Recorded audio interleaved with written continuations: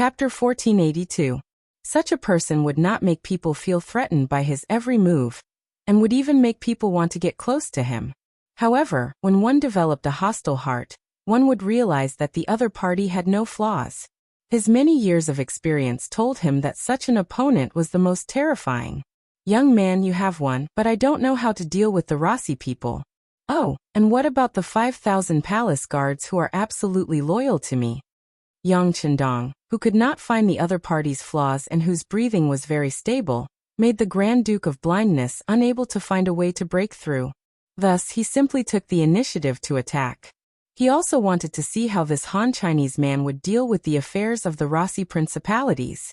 Over the years, if there were two things that the Grand Duke of Blindness was most proud of, they would be having such a capable son like Ivan, and the fact that he had changed the mentality of the majority of the Rossi people, enlightening them and giving them a strong sense of belonging to their nation. Such people were the least likely to be influenced by others, and the least likely to accept the leadership of a foreign race. If things went wrong, they would be in trouble, and might even rise again and repeat their glory.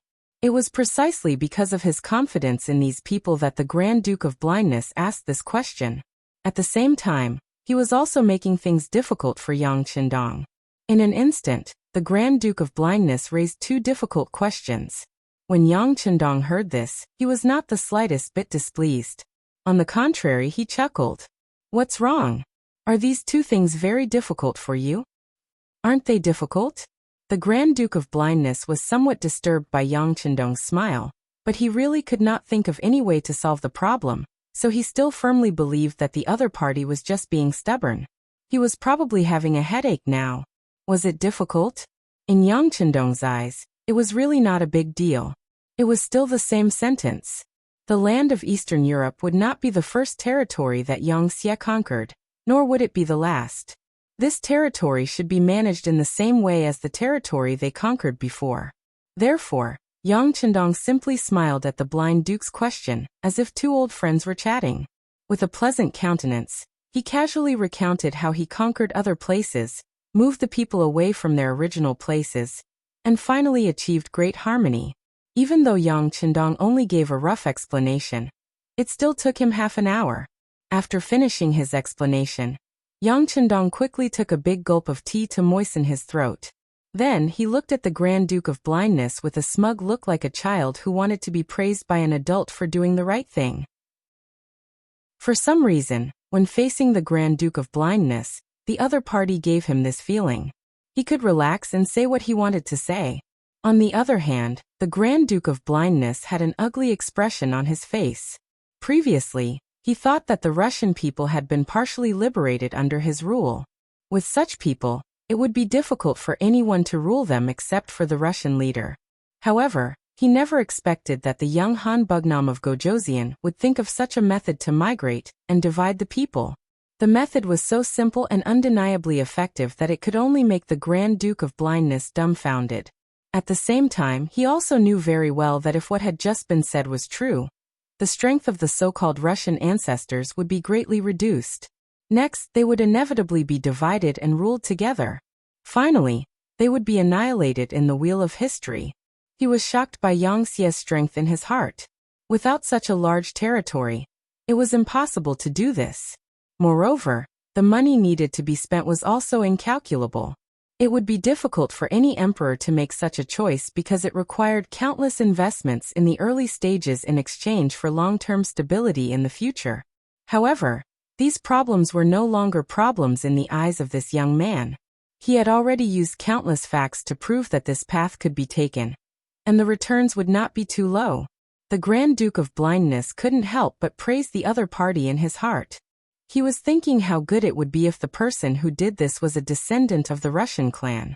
If there was such a talent, he was willing to give all his efforts to help the other party. However, now it seemed that the rulers of the world in the future would only be the Han people, and they could only be the Han people. Any powerful ethnic group would be inferior in front of the Han people, and would need to look up to them.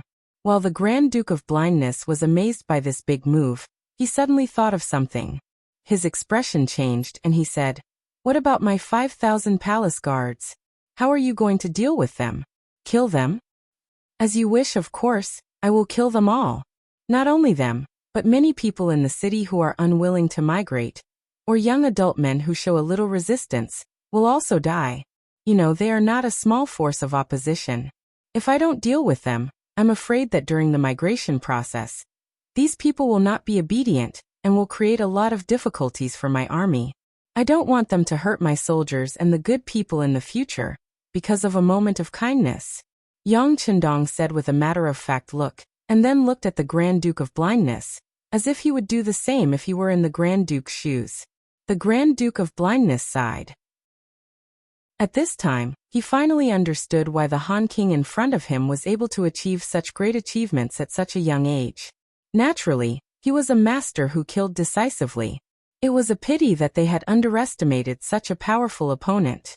If they had known this earlier, they would have put down all their prejudices and joined forces with the Golden Horde. That way, even if they were defeated, it would have taken a long time. If they were careful, it was not impossible to turn defeat into victory in the process. But everything was already history and could no longer be changed. The Grand Duke of Blindness closed his mouth tightly, with an expression that said, "You're amazing, I admit defeat, and you'll kill me quickly." "What? Do you want to die?" Seeing the faint death intent from the Grand Duke of Blindness, Yang Chendong asked with a grin. "Yes." The Grand Duke of Blindness nodded honestly. "I'm old, and I've done what I should, but I still can't change the result. Now I can only die to thank the world." "You're afraid of being used by me, such as using you to lure young Master Yi Fan out." Yang Chendong did not believe that, and just pointed out the other's inner thoughts. At this moment, the dying old man suddenly seemed to have recovered his youth, and the momentum of his whole body changed. When he looked at Yang Chendong, his eyes were full of killing intent. Obviously, this sentence had touched the dragon's reverse scale. "What? Did I say what's in your heart? Or do you want to beg me to spare your son's life?" Yang Chendong continued to chuckle. "What do you want?" The Grand Duke of Blindness, whose aura had soared, only maintained it for less than 2 breaths before returning to the appearance of an amiable old man. Clearly, he was now in an absolute disadvantage. Even the change in aura just now could not be maintained for long. "What else can I do? Of course, I have to eliminate the roots. To be honest, I never underestimate any opponent, especially the successor personally cultivated by you, the Grand Duke of Blindness. It's absolutely impossible to not find Yi Fan. You can rest assured that he will definitely be found. As I said before, I will migrate the entire city, including all the dignitaries and civilians. At that time, I will find some people who have seen young Master Yi Fan, and let them recognize him one by one. I think he won't be able to fly out even if he has wings. Am I right, Grand Duke of Blindness?" Looking at Yang Chendong as if he was talking about a very ordinary thing, the Grand Duke of Blindness sat down on the chair. He finally admitted in his heart that this Yang Chendong was a devil who opened his bloody mouth and could devour all enemies and opponents. If he really migrated the people in the city one by one like a sieve, Yi Fan, who was hiding in the city, really couldn't escape. At that time, he naturally couldn't avoid the risk of being wiped out. In that case, he wouldn't be able to die in peace. "What do you want? What are you going to do? What do you want me to do?" Finally getting to the point, Yang Chendong laughed. "It's very simple. I need your cooperation. I need you to help me find him. As for the conditions, you can try to mention it, but I can't guarantee that I will agree to it. I'm going to find my son and give him to you. You're not joking, right?" Laughing out loud, the Grand Duke of Blindness changed his indifferent demeanor from before. Yang Chendong didn't laugh this time. Instead, his expression was incomparably serious. He stared at the Grand Duke of Blindness' face. He wanted the other party to know that he was serious and didn't have the slightest intention of joking. Sure enough, under such a gaze, the Grand Duke of Blindness gradually stopped laughing.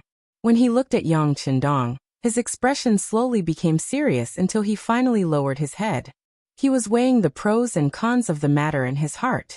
If he didn't help the other party would just spend more time and energy. At that time, his son wouldn't be able to escape either. On the contrary, if he cooperated, he might be able to fight for a way out for his son in the future. After so many years of observation, He knew better than anyone how powerful his son was. It would only take a certain amount of time for his son to grow into an eagle that could spread its wings and soar. Then he would be able to achieve great things. Yang Chendong wasn't in a hurry. This time he met the Grand Duke of Blindness in addition to admiring the demeanor of this historical figure. He also came to persuade the other party to cooperate with his work. As he said earlier, he could indeed release the Rossi people one by one out of the city. In the end, he believed that Ivan wouldn't be able to escape. This was because he believed that not only him, but there were also many people who wanted to capture Ivan to relieve their worries, such as Nevsky and Peter. But it was undeniable that doing so would be a big project. It was just for one person, yet he had to pay such a huge price and time. If Yang Chendong didn't know Ivan's future achievements, he wouldn't have chosen this method. Chapter 1483. But if the Grand Duke of Blindness was willing to cooperate, it would be completely different. Nobody knew a son better than his father. With this person's help, it would be extremely easy to find Ivan. In this way, it would save a lot of time. Of course, it was normal to pay some price for this. Everything depended on what the other party asked for. The Grand Duke of Blindness sat there in silence for a long time, weighing the gains and losses in his heart. In the end, he sighed and said, "In that case, I have 3 conditions." Try to say it. Yang Chendong did not arrogantly say that he would agree even if the Grand Duke of Blindness had 100 conditions. He also answered very cautiously. It was enough to prove that he was very cautious when facing an opponent at the level of the Grand Duke of Blindness. First, please keep the name of Moscow. Please also leave some people who are not a threat in your eyes. After all, this is the place where the Ross clan lived. We still need them to stay as witnesses. At least we won't let them disappear from this land so quickly and prove that the Ross clan was once the owner of this place. After the Grand Duke of Blindness finished speaking, he looked expectantly at Yang Chendong's reaction. In this regard, Yang Chendong just urged, "There are 2 more conditions. Say them together." Okay. Second, I can help you find Ivan, but you have to promise not to hurt him, and you have to swear a heavy oath. Also, you can't kill the 5,000 palace guards. You can give them to Ivan to lead. I will persuade him to become a foreign division in your Han army. Presumably, you still have a lot of places to fight and occupy, so you will always need manpower.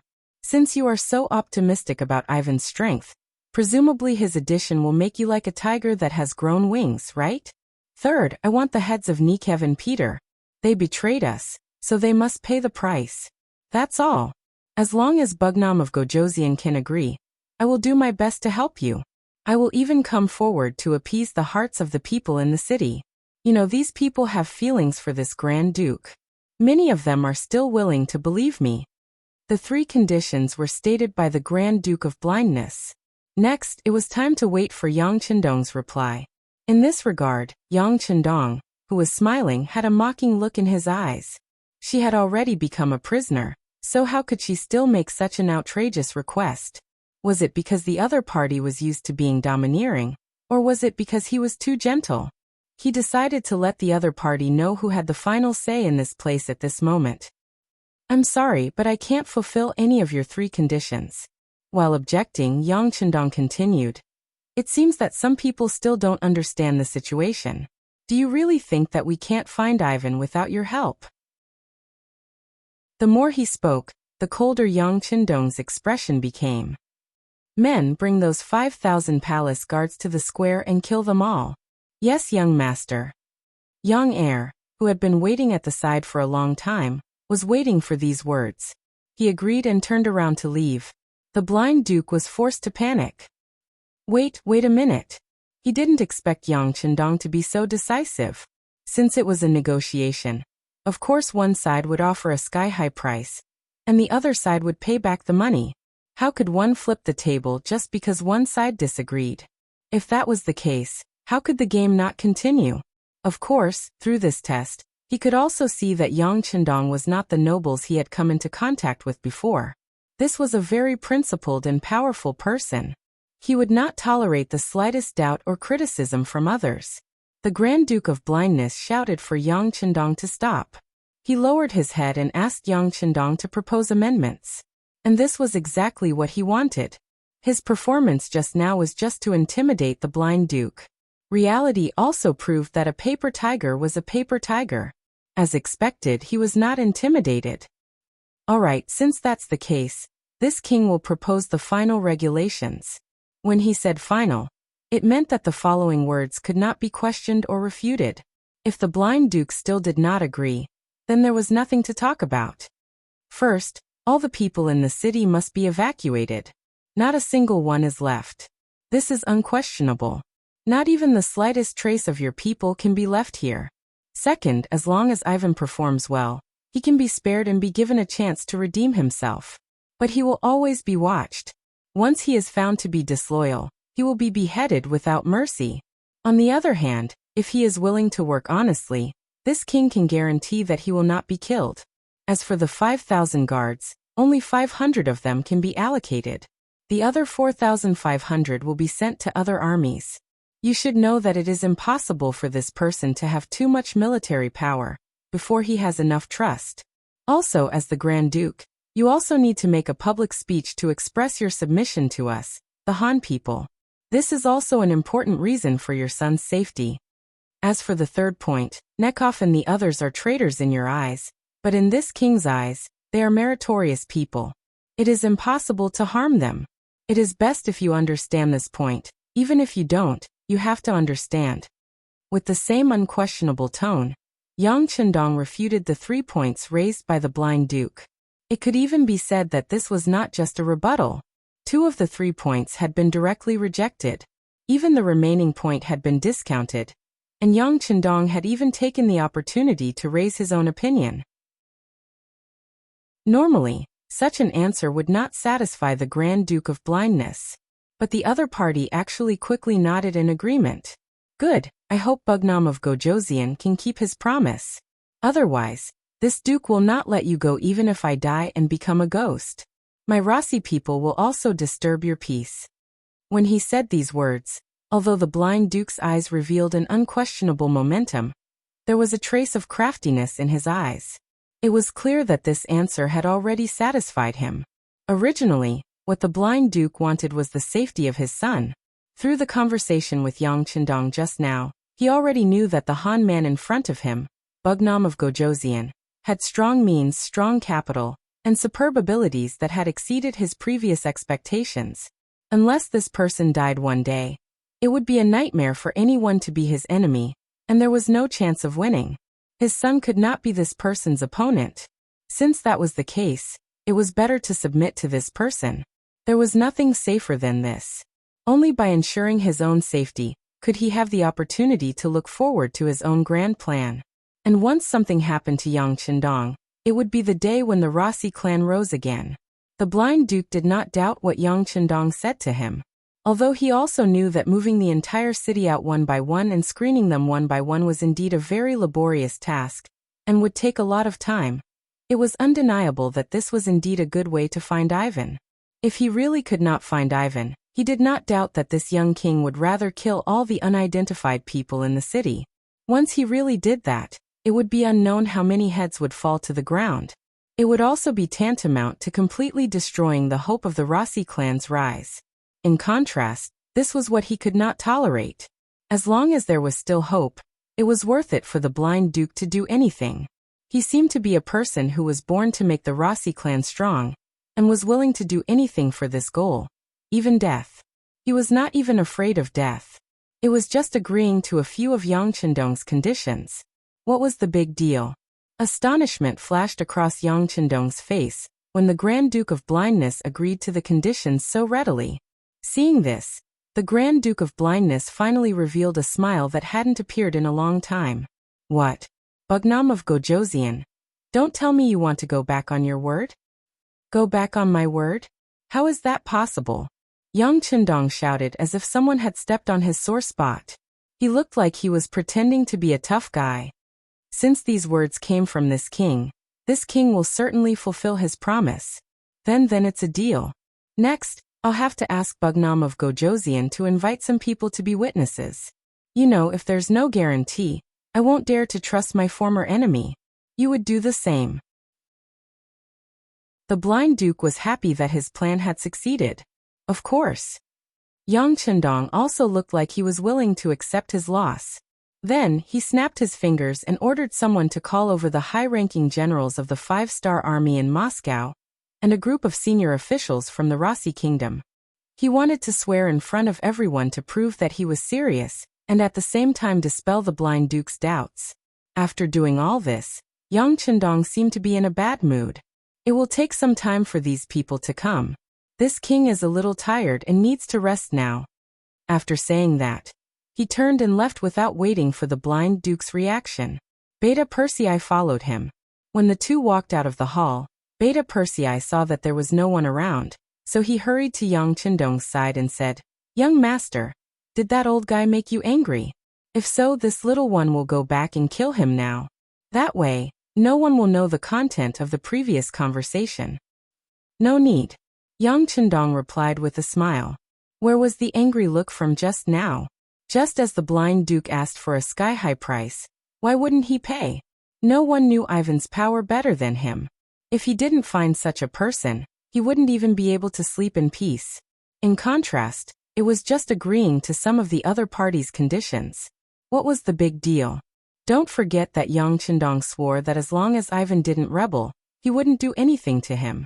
But the other party was originally an ambitious person. As long as the opportunity was right, how could he not rebel? Chapter 1484. What? What if there's no chance? Haha, Yang Chendong can create opportunities for him. I don't believe that the other party won't fall into my trap. If that's the case, I won't feel guilty at all after killing this person. And all the efforts of the blind archduke today will be in vain. It was with this idea that Yang Chendong reluctantly agreed to the other party's second request. As for deliberately pretending to be angry, it was just to confuse the blind archduke and not give the other party a chance to regret. After all, even if all the people in the city were moved out, they might not necessarily be able to find Ivan. What if the other party hid in a certain tunnel in the city and didn't go out? Could it really be possible to tear down the entire Moscow city and dig 3 feet into the ground? How much time and cost would it take? It was just for a person who didn't have the ability to pose a threat, so it was really a bit of a fuss. With their own thoughts, everyone was quickly summoned. In front of everyone, Yang Chendong made an oath in the name of King Wunan of Damyang, that as long as the blind archduke found Ivan and sent him to him, not only would he not kill this person, but he would also give this person the power to lead troops. He also promised that unless this person rebelled or made a real move, Yang Chendong would never kill this person. Violating this oath would incur the wrath of the gods. Yang Chendong made a statement in public, and the blind archduke was overjoyed. In front of everyone, he proposed several locations, and the well-prepared black cavalry divided into several groups to search for him. About an hour later, a stooped Ross clan man dressed in civilian clothes appeared in the hall. In the past, there were many people who pretended to be crazy in order to achieve great things. For example, Go Jian, who endured hardships, could even eat feces when he was crazy. Mr. Zhu Di of the Great Ming Dynasty also pretended to be crazy for a long time in order to dispel Zhu Yunwen's suspicion of him at that time. It was just that Yang Chendong had never seen those people, unlike the current Ivan, who he saw with his own eyes. He didn't know what was applied on his face, but it made his skin look a lot older. There were more wrinkles on his face, showing that he was far older than his age. There was also that stooped body, which didn't seem artificial at all, as if he was born like this. Coupled with that silly smile, he really looked like a mentally retarded child. There was no trace of the young and high-spirited young master Ifan in his every move. He didn't seem to have the temperament that a noble should have, but Yang Chendong was still very sure that the other party was Ivan. Otherwise, the black cavalry wouldn't have brought such a person into the hall. Just as Yang Chendong was looking at this fool who the black cavalry said was sleeping in a horse barn, the blind Grand Duke, who was also standing in the hall, suddenly spoke. "My son, Ivan, your father-in-law has already talked to the King Wunan of Damyang. You won't be guilty, and you still have the right to lead the troops. Now please restore your true body." As soon as these words came out of his mouth, the stooped man standing in the hall, whose eyes were originally dim, suddenly shone brightly. Then the man suddenly straightened his body like a magic trick. As he stretched out his hand, some of the disguises on his face were also removed. A spirited and handsome young man in his 20s appeared in front of everyone. How could those who knew Ivan not recognize him? Who else could he be if he wasn't the wise young master Ivan of the Ross clan, who was predicted to appear once in a few hundred years?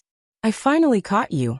Yang Chendong saw everyone's reaction and revealed a victorious smile on his face. At the same time, he was also shocked. Thinking about it, if this person was really dressed like this, even if everyone in the city had to go through a sieve, they might not be able to find him. And if he let him escape, he was really worried that the new Second Army commander, Sherbet, who was left behind to guard the city, might not be able to defeat him. Ivan was finally found. Yang Chendong also fulfilled his promise and gave him the position of Chiliarch, which consisted of 500 ordinary Mongolian soldiers and 500 palace guards. Anyone could see that the 500 Mongolian soldiers were there to keep an eye on Ivan and prevent him from doing anything that would endanger the 5-star army. With Ivan captured, the Rossi duchies no longer had any chance to make a comeback. Yang Chendong could finally rest assured and bid farewell to the Rossi duchies and prepare to leave. Before that, the new Second Army was also formed. Unexpectedly, the officers used were basically the same as the original members of the new Second Army. The commanders were Qiao Chao, the commander of the 104th Army, Li Jun, the commander of the 105th Army, Wu Hui, the commander of the 106th Army, Yang Chunfeng, the commander of the 107th Army, and Su Liang, the division commander of the army. The 4 division commanders were all promoted by 1 rank and became division commanders. The original division commander Su Liang was also promoted by 2 ranks and was promoted to division commander. The reason why all of them were recruited was to make it easier for Sherbet to manage them. Everyone was familiar with each other and could save a lot of time. Secondly, this place was remote and not many people were willing to come. Even if they were willing to come, it would take time. Since that was the case, it was better to put these people to good use first. As for whether they were suitable or not, time would tell. If it really didn't work out, he could just change them again. At the same time that the new Second Army was established, Yang Chendong established the Far East Army in the name of the Army Commander-in-Chief. The commander was Chun Bo, and the division commander under the army was Dai Qua of the 108 Army, Kong He of the 109 Army, Shi Xiaolin of the 110 Army, Ma Hong of the 111 Army, and the division commander Wu Ba of the army. Similarly, the old members of the Far Eastern Army were promoted, and the division commander was promoted to division commander. In this way, it meant that there were a total of 8 armies and 2 division commanders in this area. Even if something happened, these people were enough to solve the problem, and there was no need to transfer troops from outside. After giving 2 orders in a row, Yang Chendong was ready to leave Eastern Europe. Speaking of which, it had been 3 years since he led the troops into the Far Eastern region. It was much longer than the time needed to conquer any land.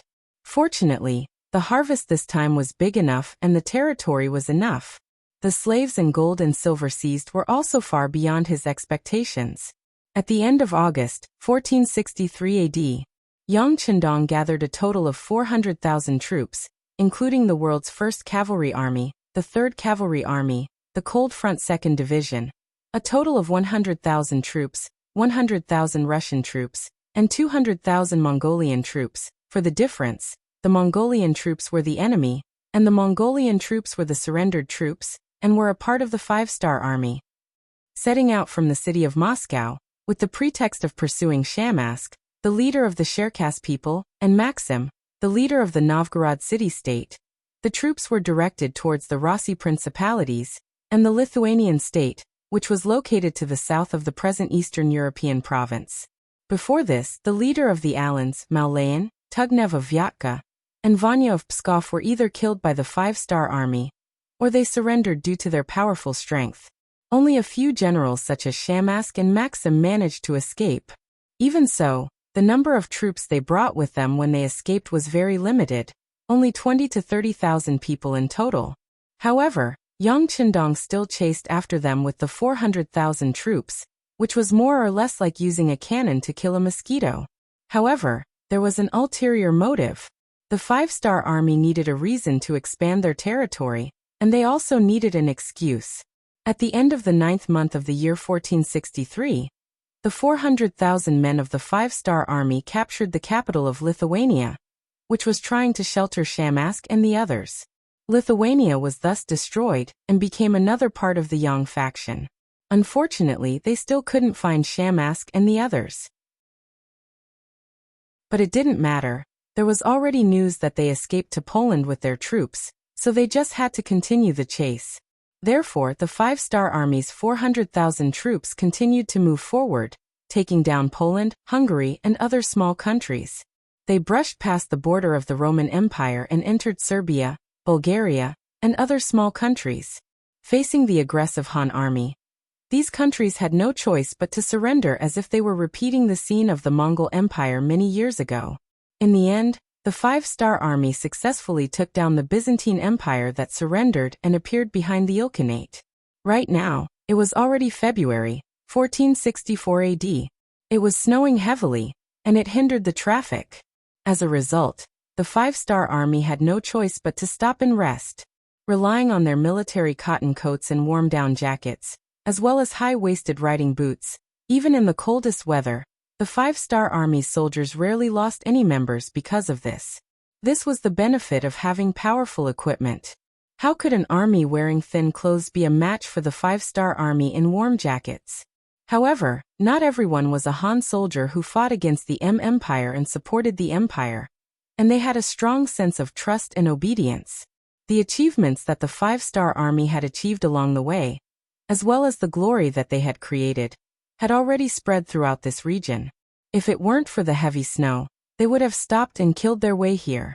Harsinhan of the Ilkhanate was the closest to the five-star army, and he was the most nervous one.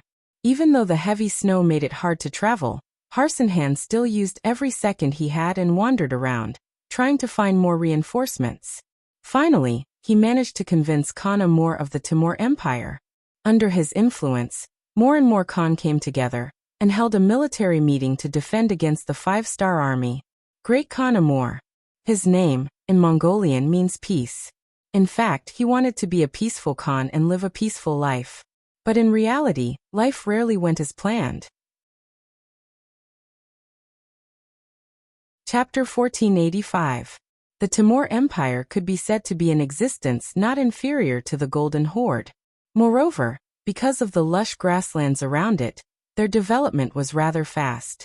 But it was precisely because of this favorable environment that ambitious people appeared one after another. The originally large Timur Empire was thus divided into several clans, like the Norman Khanate, the Ilkhanate, the Kazakh Khanate, the Crimean Khanate, and the Kazan Khanate. They were all once part of this empire. From this, one could see just how powerful the Timur Empire was.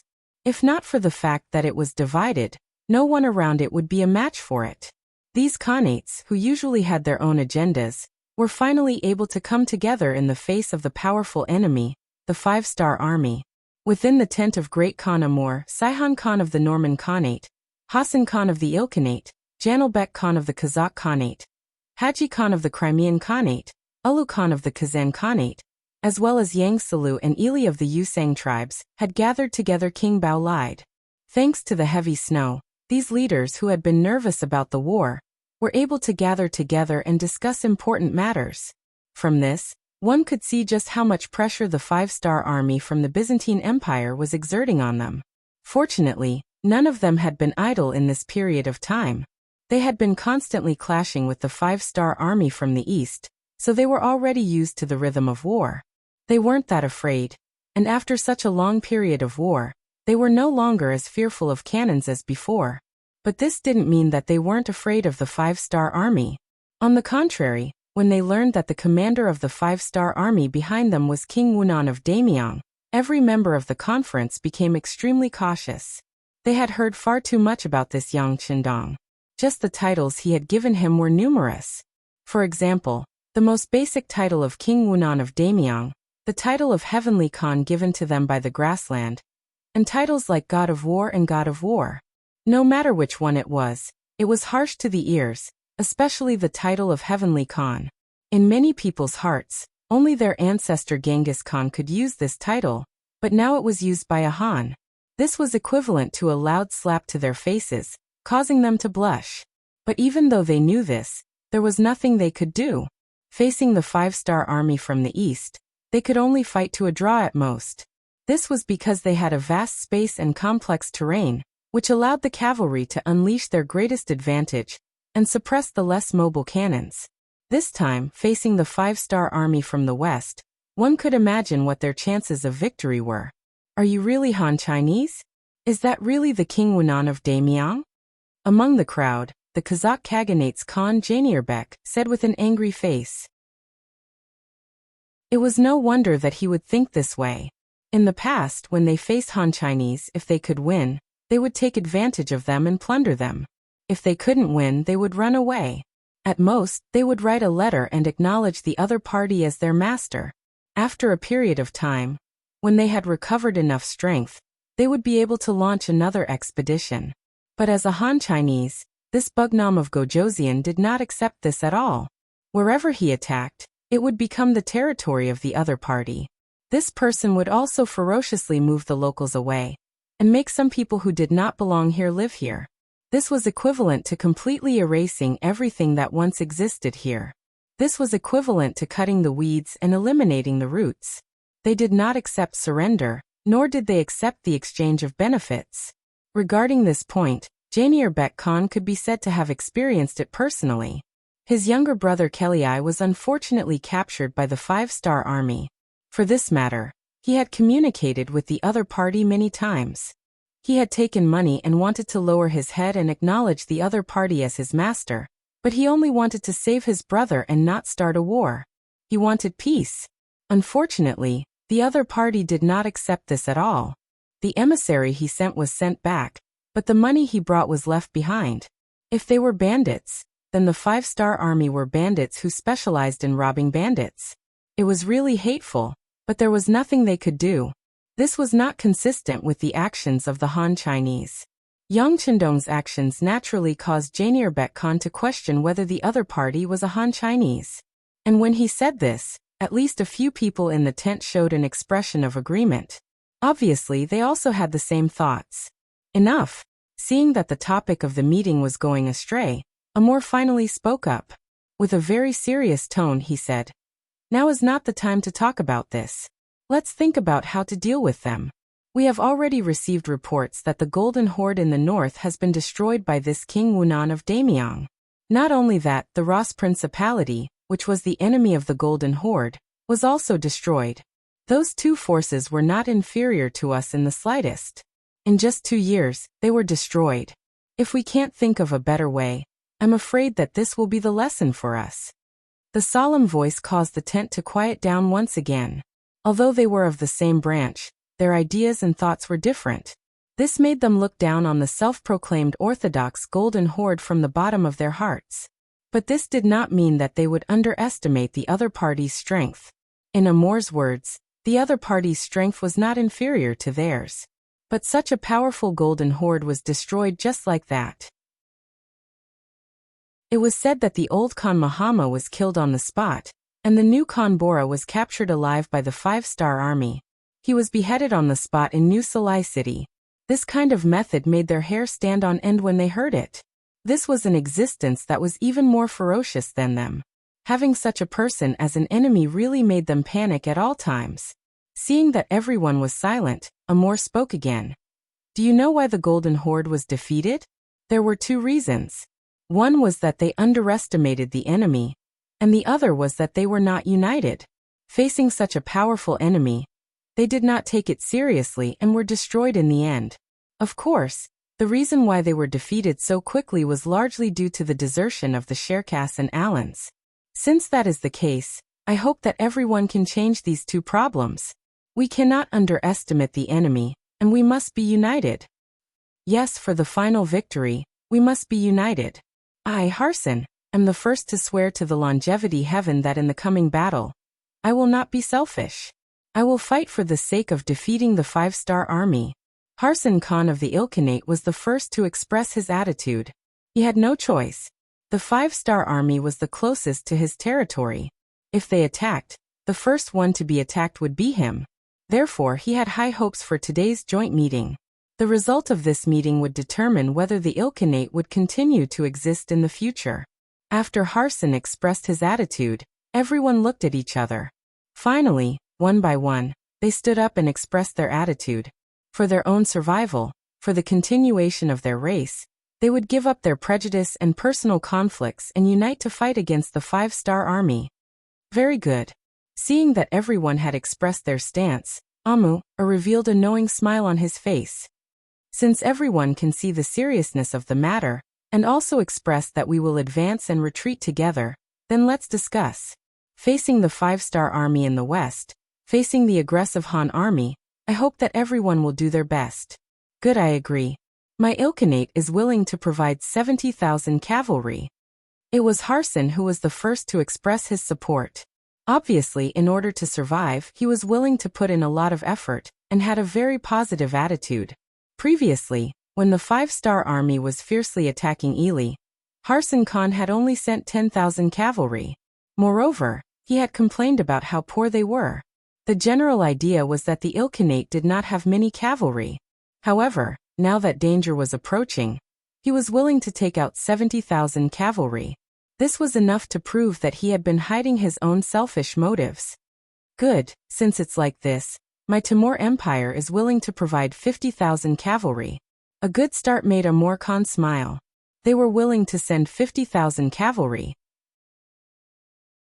As the most powerful and the head of the Khanates, the Timur Empire had already sent 50,000 cavalry to deal with the 5-star army from the east. Now it was sending another 50,000 cavalry to the west. From this, it could be seen that this person had a good view of the overall situation, and knew how to treat everyone equally. With Harson and Amur Khan taking the lead, the other Khanates had no choice but to send soldiers to help. Among them, the Norman Empire sent 50,000, the Kazan Khanate sent 50,000, the Crimean Khanate sent 30,000, the Kazakh Khanate and Yusang sent 20,000, and the Ely Khanate sent 10,000, making a total of 300,000. In an instant, they had gathered 300,000 soldiers. Harson's face was filled with smiles. It seemed that it was not impossible for them to fight against the 5-star army. As long as they could deal a heavy blow to their opponent, they would have a chance to negotiate. At that time, he would be willing to pay tribute every year, and call the other party his suzerain. Presumably, they would have a chance to escape this disaster. Yes, Harson had never thought about defeating the 5-star army. He only wanted to fight to a draw and let the other party see his strength. That was enough. After gathering 300,000 soldiers, the next step was to choose a leader. In the end, under Amur Khan's suggestion, Harson became the leader of the army. Perhaps everyone knew that the next battle would be a matter of life and death for the Ilkhanate. Anyone could compromise, but Harson wouldn't do so. They could rest assured that the army would be in the hands of such a person. After Harson obtained the command of the 300,000 cavalry, he publicly declared that he would do his utmost to fight the 5-star army to the end. He wanted to use facts to tell the other party that they, the descendants of the Mongols, were not to be trifled with. He also wanted to prove to the world that they were stronger than the Golden Horde. Chapter 1486. After the meeting, the various Khanates sent their troops to the Ilkhanate one after another. Take Harson Khan for example. After obtaining military power, the first thing he did after returning to the Khanate was not to think about where to fight the 5-star army, but to think about who to send to negotiate with the 5-star army. That's right, negotiation. Even with these 300,000 people, Harson Khan did not think that victory would definitely belong to him. Because as long as a war broke out in his Ilkhanate, no matter who won or lost, the one who would suffer in the end would only be himself. A large number of water plants would be destroyed. How would they survive in the future? It would be best if they didn't fight. The military power he wanted was to increase his confidence in negotiating with the 5-star army. In the past he only had one Khanate, so naturally, he couldn't compete with the 5-star army. But now he had 300,000 cavalry. He believed that with such strength, the 5-star army should sit down and have a good talk with him. Therefore, before the 300,000 cavalry from the various khanates were fully assembled, Yang Chendong had already received the news. What was even more ridiculous was that the person who passed the news was actually the special envoy sent by Harsan Khan, Alatang. It was him who told the enemy, the 5-star army, about his side's preparations. Peace talk, envoy. After hearing Beta Persei's report, Yang Chendong's face was full of suspicion. No wonder he would lose his composure like this. It was because his actions had already told everyone that in front of the 5-star army, there was no such thing as coexistence. Either the whole country would surrender and be occupied by us, or the whole country would be destroyed by us and be occupied by us. Countless facts had already proven this point. Logically speaking, this Ilkhanate should have known, but he still sent an envoy, which greatly exceeded Yang Chendong's expectations. But after a moment of surprise, Yang Chendong thought that this must be because Harsan Khan still had hope in his heart for peace. Since that was the case, he might as well make good use of it. In that case, arrange for Ivan to talk with them. Tell Ivan to hold back the opponent, but we still have to attack. Once the snow melts, it will be time for us to launch our attack. Yes, young master, Beta Persei replied with a smile. He could already understand Yang Chendong's intentions. Letting Ivan, who had always hated the Mongols, negotiate with the other party. Presumably that envoy called Alatang would not be able to gain the slightest advantage. Or rather, this person wanted to find someone to help him deal with young master. That was the time to kill him. Ivan. Ever since they surrendered to the 5-star army, they had been behaving normally. As his father-in-law had told him before he left, he could not perform too well. Otherwise, Bugnam of Gojoseon would pay close attention to him. However, he couldn't perform too badly. Once he lost his value, the other party could abandon him at any time. As long as he kept a low profile and bided his time, when Yang Chendong was no longer around, he would be able to soar in the sky like a bird and leap in the sea like a fish. Yifan deeply agreed with this point. He had always behaved like this. Along the way from Eastern Europe, he had destroyed several countries and forces, big and small. He did not make any important contributions, and he had never been a hindrance. No one could find any fault with what he had done. And in the past 6 months of fighting with the army, Ivan had also learned a lot. In particular, the 5-star army's military equipment was far superior to his Ross duchies, which made him envious. Sometimes, he would think in his heart that if he had the same military equipment as the 5-star army, then when the two sides fought, it would be hard to say who would win and who would lose. Of course, he would suppress such thoughts deep in his heart. He was very clear that there was more than one pair of eyes staring at him in the dark. If he made any moves that were out of line, someone would immediately come and take his head. Ivan acted cautiously. Just like that, day after day, he slowly adapted to the life and rhythm of the 5-star army. This made him sometimes think that he was a member of the 5-star army. After the army arrived at the border of the Ilkhanate, the army stopped advancing due to the heavy snow. They began the process of conserving their energy. Sometimes people couldn't be idle. Perhaps when they were busy, they would forget all their troubles and unhappiness. On the other hand, when they were idle, their minds would constantly wander and think about all kinds of problems. After relaxing his mind, Ivan became a little anxious. He thought about how he and Yang Chendong were only 10 years apart. When Yang Chendong grew old one day, he was afraid that he would also be very old. At that time, would he really have the energy to revive his country? To this question, he didn't have a definite answer. When he thought about how he had to work for his enemy, the 5-star army, at his best age, he felt even worse. He was anxious to find an outlet to vent the unhappiness in his heart. It was at this time that the orders from above came. He was to represent the 5-star army to negotiate with the Ilkhanate's envoy and find a way to stabilize the other party. Ivan, who now had a mission, was like a completely different person. Although he had no choice but to surrender to the 5-star army, it was another way of survival that his father-in-law had planned for him. He wouldn't sincerely serve the 5-star army. However, when the opponent was the Mongols, he was very happy to do some things. For example, he had thought more than once in his heart that if it wasn't for the years of oppression from the Golden Horde, the Ross principalities would have already become independent and strong. They wouldn't have been unable to retaliate in front of the five-star army. It could also be said that the Mongols of the Golden Horde were the main reason why the Ross principality ended up like this. Since the Ilkhanate was built by the Mongols, they were his enemy. Even if they could not find trouble with the destroyed Golden Horde, they could still take care of the Ilkhanate. That would be a very satisfying thing. Regarding this mission, Ivan gladly accepted. Soon after, he met the envoy from the Ilkhanate, Altung. This was a fat man. Compared to the skinny face of the people from the prairie, his face was white and his body was fat. It could be seen that this person's standard of living was very good. Usually, people like this were the most afraid of death, and the most afraid of losing everything. This was the first time Ivan met him, and this was the definition he had given him. Altung was completely unaware. He squinted his small eyes and looked at Ivan. He didn't say anything, but he gave off a feeling of humility. This wasn't surprising.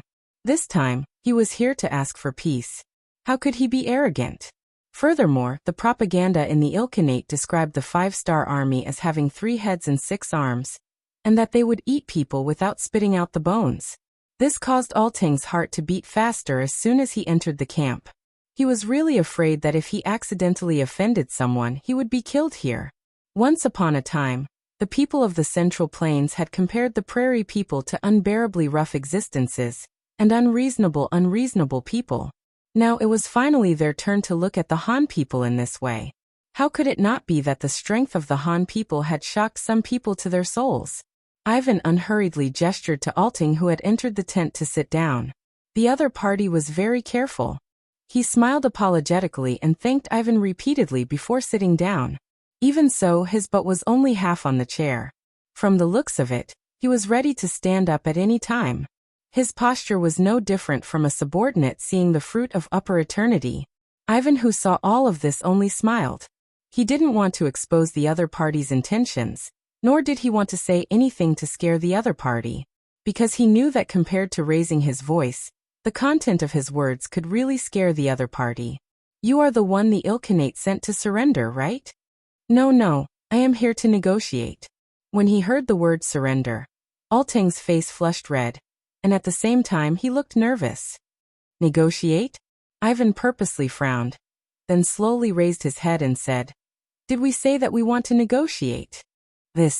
Of course not. But we have 300,000 cavalrymen. Before Altung could finish, Ivan's expression changed. What? Are you trying to scare the five-star army? Or do you think you can defeat us with 300,000 cavalrymen? Are you here to flaunt your strength? Not at all, not at all. Please don't be angry, please don't be angry. We are here to negotiate sincerely. Altung was so scared that he stood up and tried to explain himself. However, Ivan already had an impatient look on his face. After a humph, he stood up and left. Altung was left standing alone in the tent. He didn't know what to do. Why did he leave just like that? What should he do? After a long time, another person entered the tent and said to him, General Ivan is very displeased with your attitude, and he is also very angry. Regarding the negotiation, let's talk about it another day. Envoy, please go back to the tent and rest. Oh, also don't walk around casually in the tent. Otherwise, if you anger someone you shouldn't, you can lose your head at any time. Thank you for the reminder. Thank you for the reminder. Hearing this, a layer of cold sweat appeared on Altung's forehead again, and he hurriedly nodded in response. The first meeting ended on bad terms. This was also Ivan's intention. Wasn't it just stalling for time? Of course he knew what to do. As long as Altung didn't return to the Ilkhanate, it would create a misconception that there was still a chance to negotiate. This way, the other side might relax their defense, which would give the five-star army a chance to win. Just as Ivan expected, Altung didn't return immediately. He only sent a message saying that the negotiator of the five-star army had a bad temper, and that he still needed to communicate with them. However, it wasn't hopeless, so he asked them to wait for a while. Chapter 1487. When the message was sent back, Harsan Khan was overjoyed. He didn't want to fight, especially on his own territory. This was tantamount to destroying his strength, so even if there was a chance for peace talks, he wouldn't miss it. When he heard that there was hope for peace talks, Harsan Khan was overjoyed. He didn't send people to ask why the reinforcements sent by the other Khans hadn't arrived yet. In his opinion, it would be best if there was no war. If the reinforcements didn't arrive, he could save a lot of military provisions. 3 days later, Alting felt that Ivan's anger should have subsided a little, so he asked the 5-star army soldiers guarding outside his tent to pass on a message. He wanted to see General Ivan and continue the negotiations. In the afternoon, in the same big tent, Alting saw Ivan, who reeked of alcohol. When he saw the other party's appearance, Alting was relieved. He wasn't stupid. He was most worried that the other party would use him to lower the vigilance of the Ilkhanate and prepare for war. But now that he saw Ivan's body reeking of alcohol, he thought that the other party wasn't preparing for war, but enjoying it. It seems that they don't like war. That being the case, he was confident that the peace talks would succeed. Sure enough, this time, Ivan was much easier to talk to than the last time. He didn't object to the peace talks proposed by Alting. Instead, he really listened to the other party's various opinions. For example, in the future, King Wunan of Damyang will be honored as the king, annual tribute, as well as how much money will be sent. In the end, when it was time for Ivan to express his opinion, he still said with a face full of alcohol, good, ha. In the end, Ivan's subordinates left with the excuse that the general drank too much and needed to sleep, but the matter will be reported to Bugnam of Gojoseon.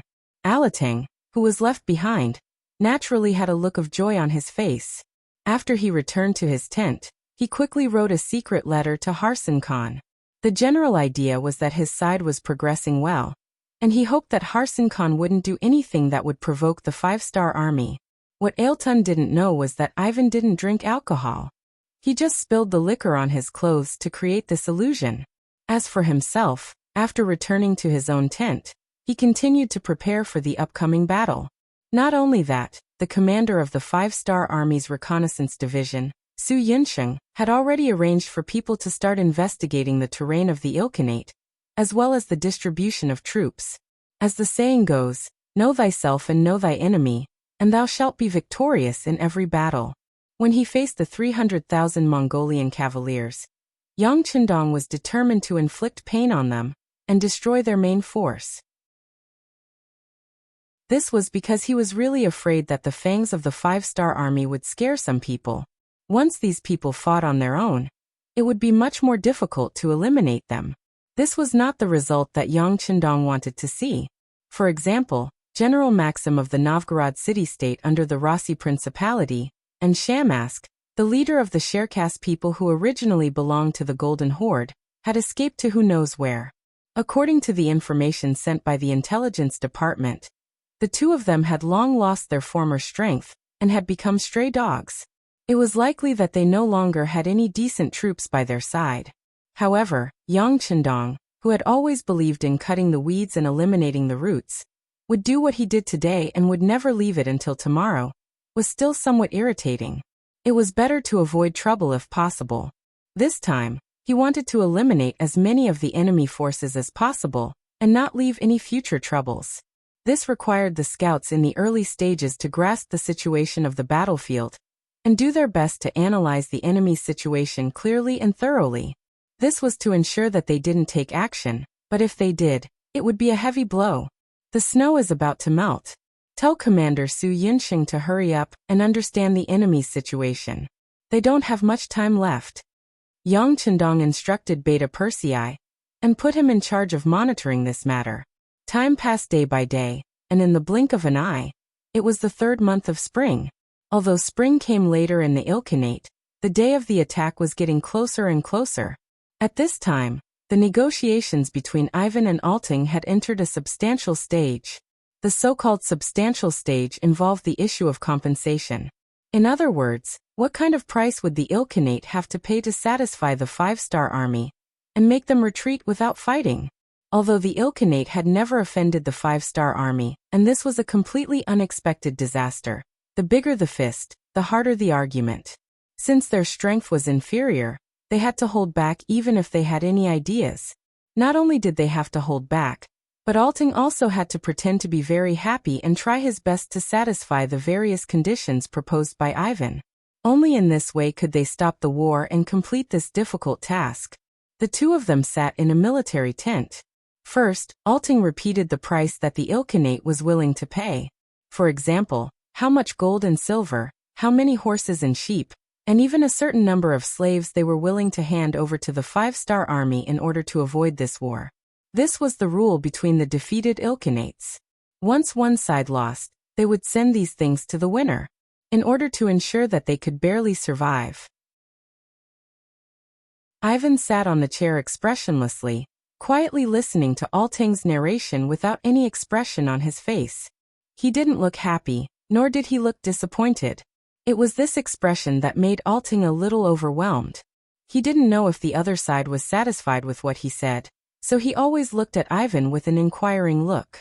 How could he know that at this time, Ivan was thinking about the military order that he had just received in the morning? The higher-ups wanted the troops to prepare for war, and in 3 to 5 days, they would launch a fierce attack. Because of Ivan's recent performance, his original 1,000 soldiers were promoted to 2,000, and he had an additional 1,000 Russian soldiers under his command. Logically speaking, having an army under his command was a good thing, but Ivan wasn't like others. He was very clear that no matter what he did, he wouldn't be able to gain Yang Chendong's complete trust. Since that was the case, why would he be given an additional 1,000 soldiers? Moreover, they were Russian soldiers? He was the young master of the Rus Duchy. Logically speaking, all Russians were his subordinates, his own people. In order to prevent him from betraying, even if he was to increase the number of soldiers, it should be the Mongolian army and not the Russian army. What was Yang Chendong trying to do? Was he testing him? Or was it because his performance had won the other party's trust, and he was really going to give him power? After thinking about it, Ivan ruled out the second possibility. In other words, it was impossible to have absolute trust. Then, the only thing left was to test him. Even though he knew that it was a test, Ivan still had more soldiers under his command, especially after gaining an additional 1,000 Russian soldiers. He had more ideas in his mind. For example, could he use the upcoming war with the Ilkhanate to create an opportunity for himself to escape?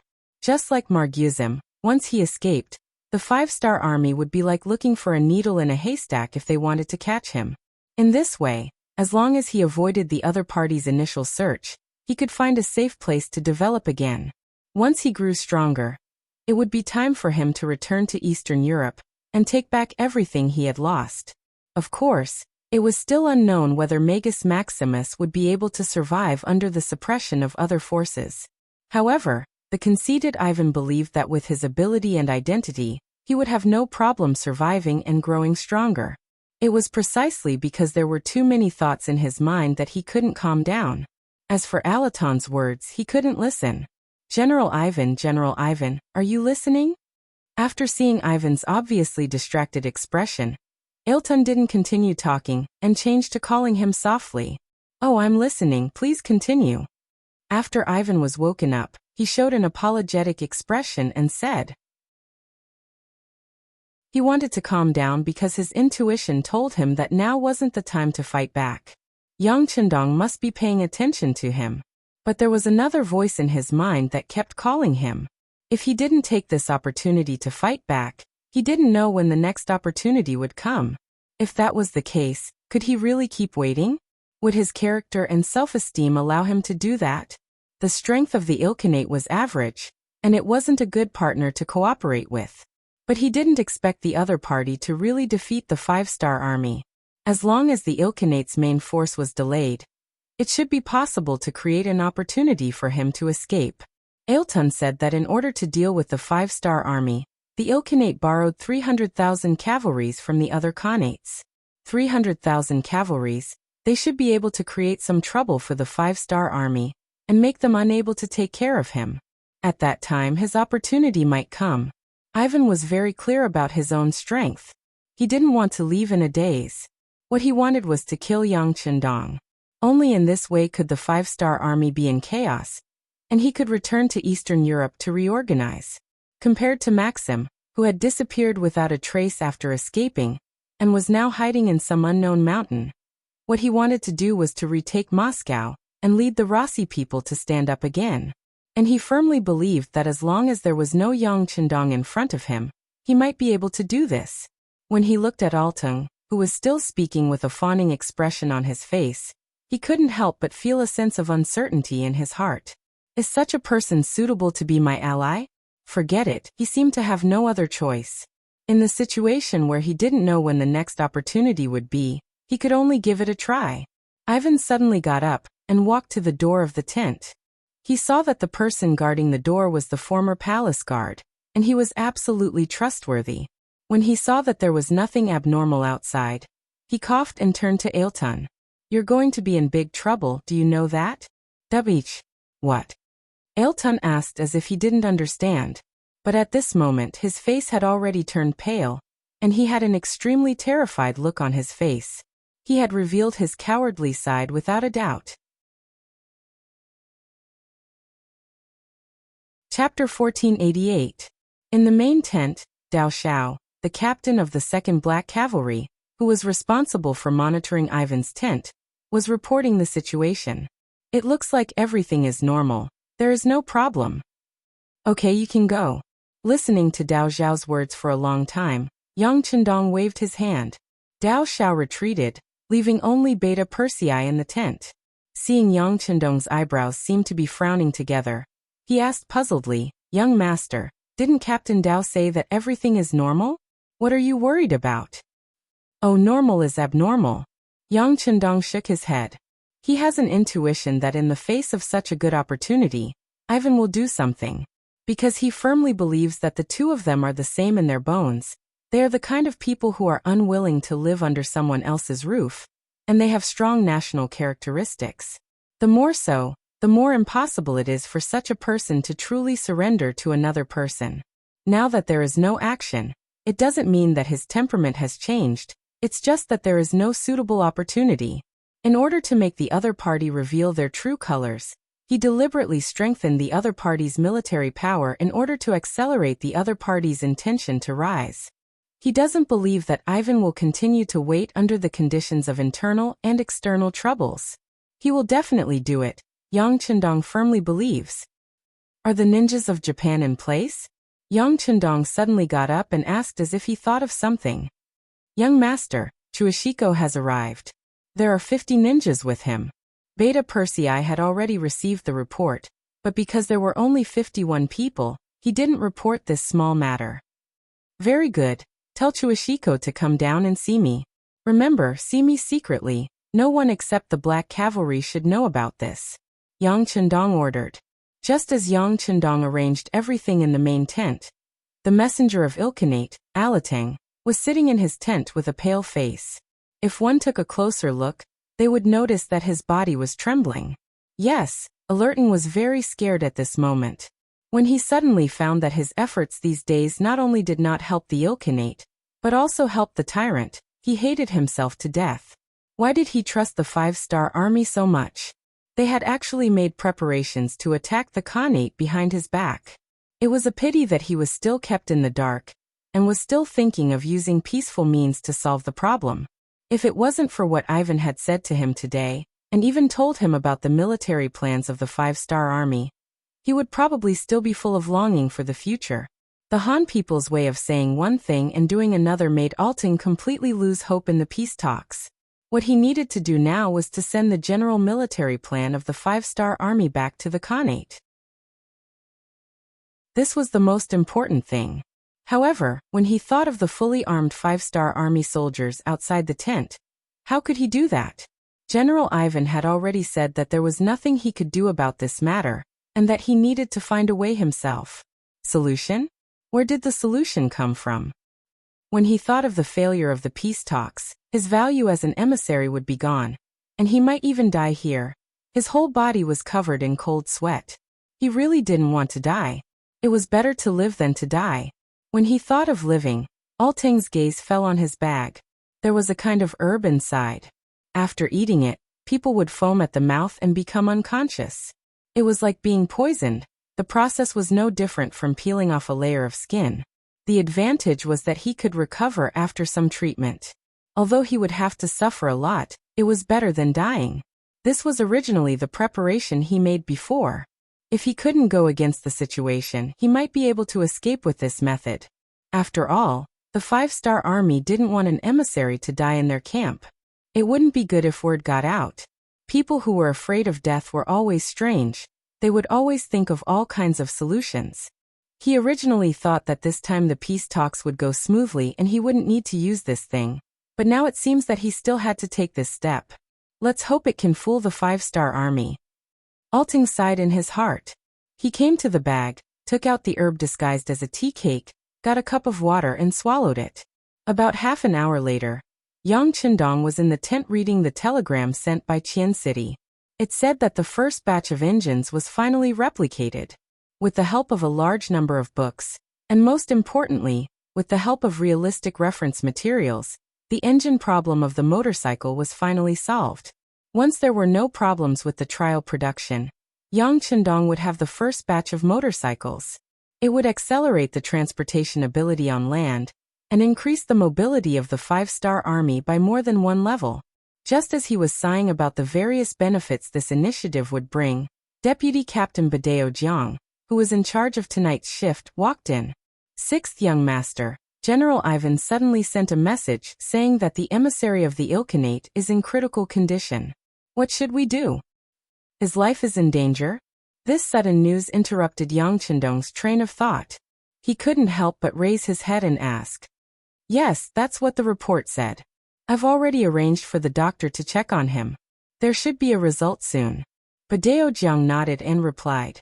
Just as they were talking, there was another report from outside the door. Then, the military doctor came in to report that the emissary named Alting was indeed poisoned. His condition was very bad, and he could die at any time.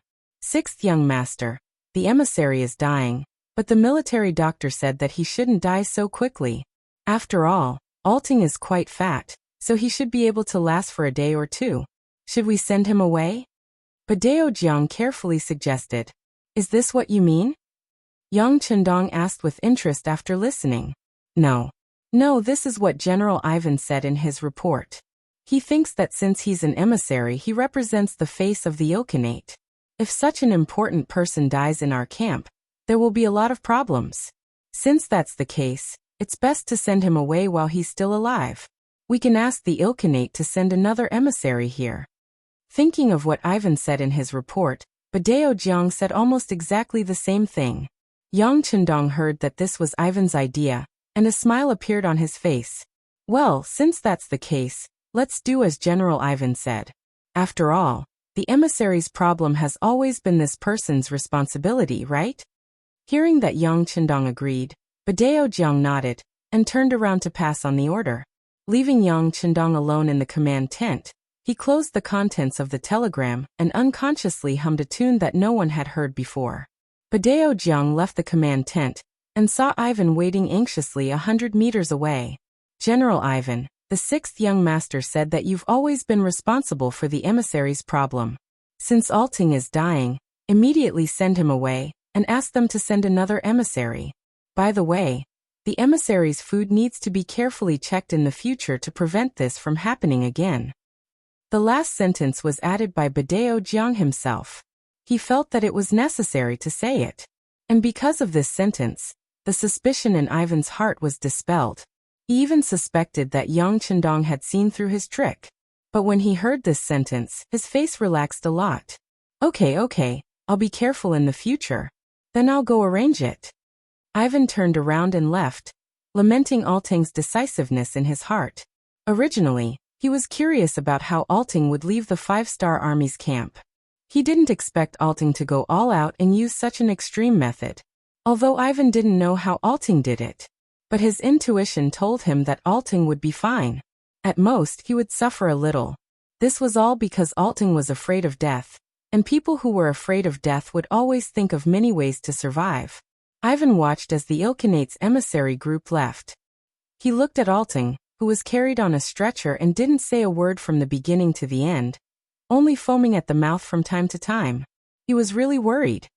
He was afraid that the medicine would be too strong, and that Alting wouldn't be able to last until he saw Ilkhanate. But at this point, there was no use in hesitating. He had already told Alting about the 5-star army's attack plan, and it wouldn't be long before Ilkhanate knew about it. That would be equivalent to betraying the 5-star army.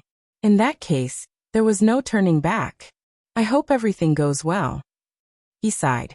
At this moment, Ivan looked in the direction of the central camp. He knew that if the plan went well, his ultimate goal would be there. At that time, with his 500 palace guards, he might have a chance of winning. If he could really kill Yang Qindong, his plan would be a success. In the blink of an eye, 3 days had passed since Alting left. In these 3 days, they didn't see any emissaries from Ilkhanate. Not only that, just a moment ago, Commander Su Yinsheng found out that a large number of cavalry had been mobilized in Ilkhanate's territory. From the looks of it, they were about to go to war. The sudden change was heard by some generals, and they couldn't understand it.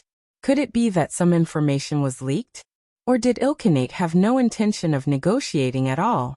They were just like him, using the peace talks to buy time, but were actually secretly preparing? In the central camp, Yang Qindong also received the battle report from the scout division. He raised his eyebrows, and his eyes revealed a trace of undetectable killing intent. Summon all generals above division level. Come in for a meeting. In less than half an hour, all the officers above division level had arrived in the central camp. There were also a few people who were stationed far away, so they would catch up in a short time. But Yang Qindong didn't need to wait for them. Speed was the most important thing in war. Since the other side was already prepared, if he didn't act early, he would lose the initiative.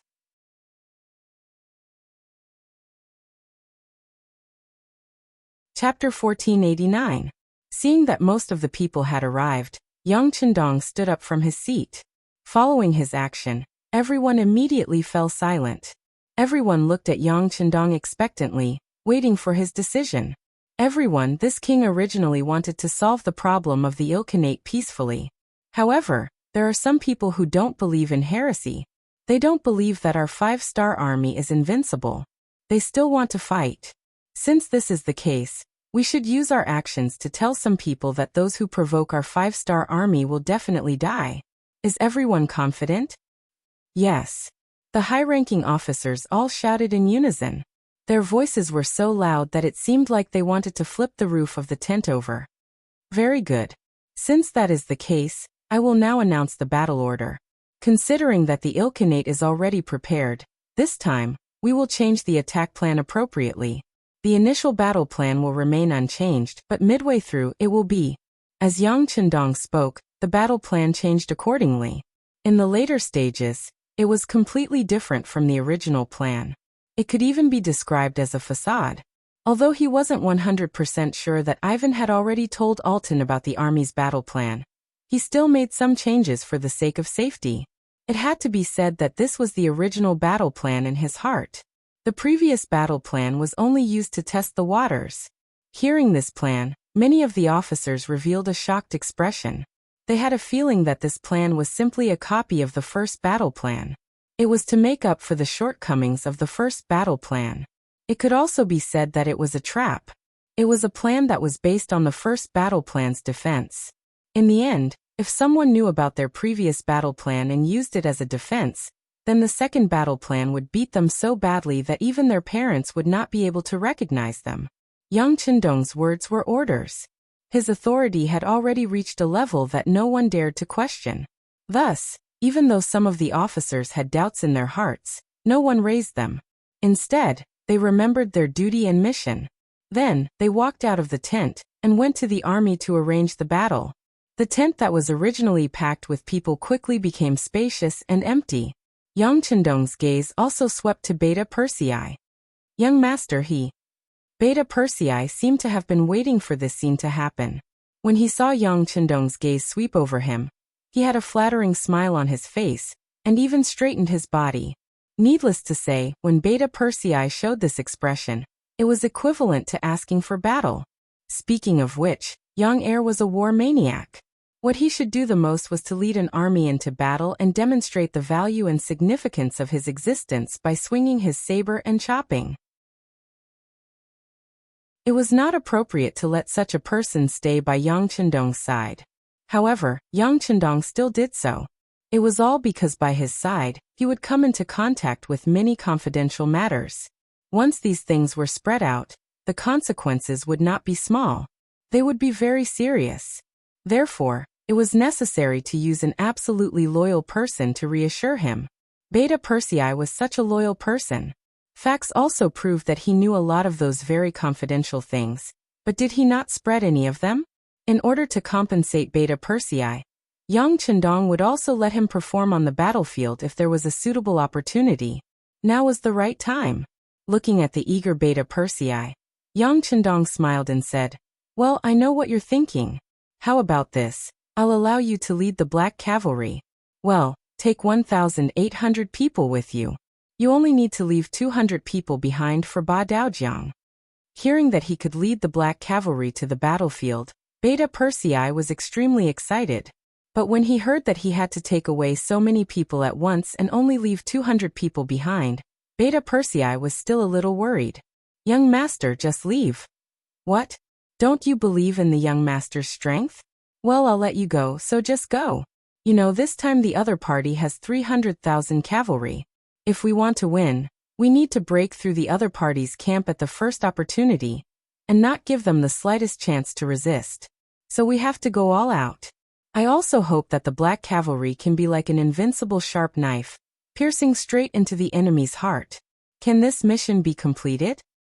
"Please rest assured, young master, I promise to complete the mission." Beta Persei was so excited that he stood at attention on the spot. "Well, go and get ready. Remember, the sharp knife can't be unsheathed at will.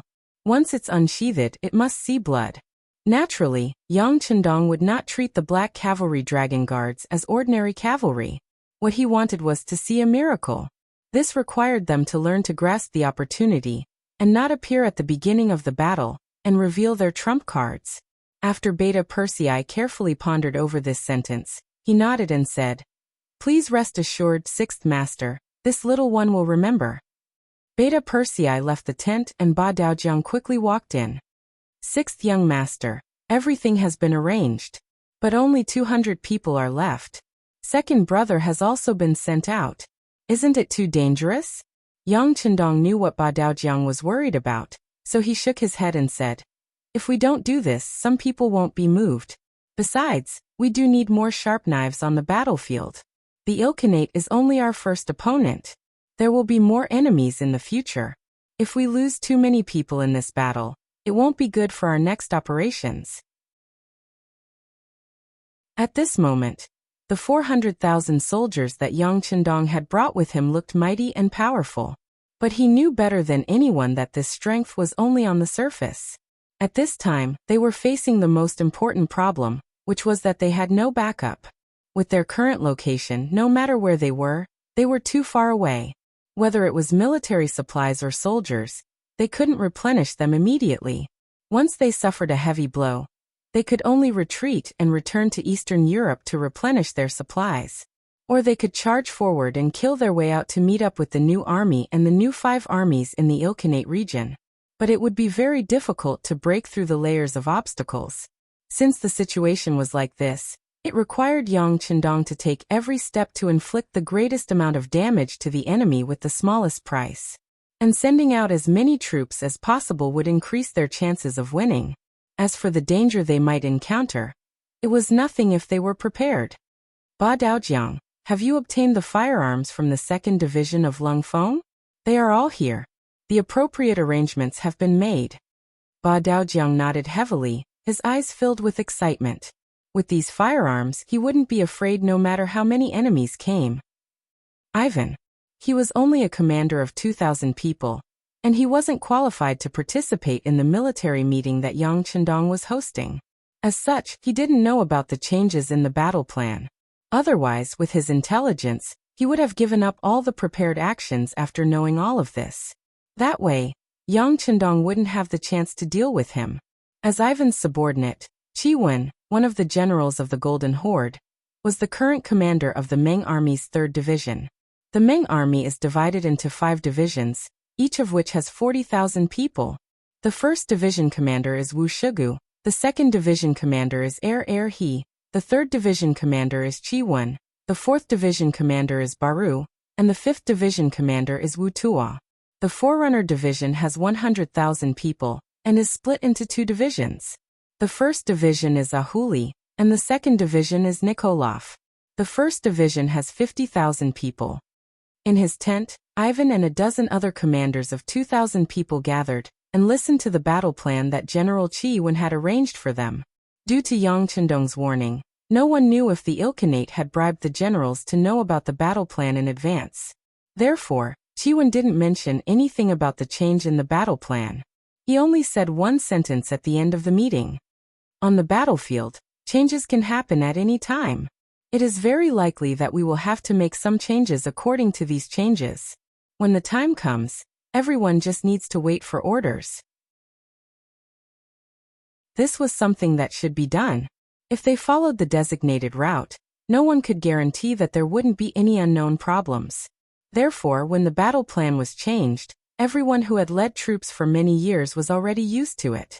Even Ivan didn't have any other thoughts after hearing this. He only knew that the 5-star army's battle plan didn't change, and that was enough. As long as the Ilkhanate was prepared, they would deal a heavy blow to the 5-star army, and then his chance would come. Ivan followed the others out of the tent of Chi Wen, the general of 30,000 men. Not far away, his captain Karela was waiting for him. The former deputy captain of his father-in-law's guards was one of the few people that Ivan could trust now. Gongzi, we have already inquired. In order to end this battle quickly, the Black Cavalry has also been dispatched. Someone saw Beta Persei leave the camp with 1,800 cavalrymen.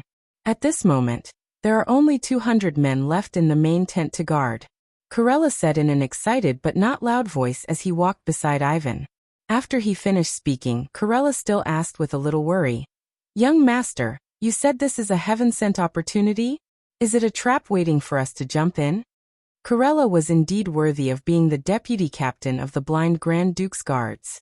He was full of brains. Just from his words, it could be proved that he had indeed thought about the current situation. Ivan walked step by step towards his own camp, a pensive expression on his face. This battle was naturally important for the 5-star army.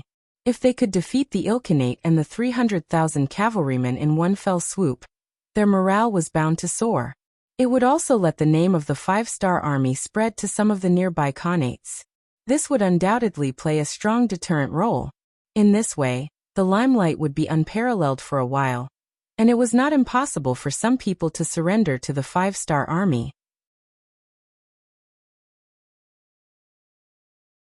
Chapter 1490. In order to achieve this goal, as well as to increase their chances of winning, Yang Chendong had sent out the most elite Black Knights, the Dragon Guards. It seemed that everything was normal, but for some reason, Ivan always had a feeling that everything was going too smoothly. Alating's departure, the military operation plan was leaked, and even now, most of the guards around him were withdrawn. Yang Chendong seemed to be telling him, "Do you want to harm me? Do you want to make a move? Then come quickly, there won't be such a shop after this village." Since things were going too smoothly, Ivan felt a little unconfident. He had thought about it carefully. It seemed that everything that happened was so natural. And it seemed that it was because of his own efforts that this ending appeared. Wasn't this what he wanted? Then what was there to hesitate about? The most taboo thing for those who wanted to achieve great things was to be decisive. If it was very likely that victory would be brushed aside. So after thinking about it, Ivan decided to give it a try, because he was also worried about whether there would be a chance after this time. Especially once the 5-star army on the east and west sides converged, he was afraid that at that time, he, as an external general, would not have a chance to get close to Yang Chendong. At that time, how could he talk about revenge? It won't be a trap. Our plan is very thorough. Like this, don't do anything, act as usual, we just need to make a move when it's the most appropriate time. Ivan said carefully. He couldn't guarantee that no one among the 500 palace guards had secretly become Yang Chendong's spies. So except for these few people he trusted, before the matter was done, he wouldn't reveal a trace of information. Hearing Ivan's answer, Korea was relieved. Although their master was very young, he was an existence that even the Grand Duke of Blindness often praised. The 5-star army's attack began.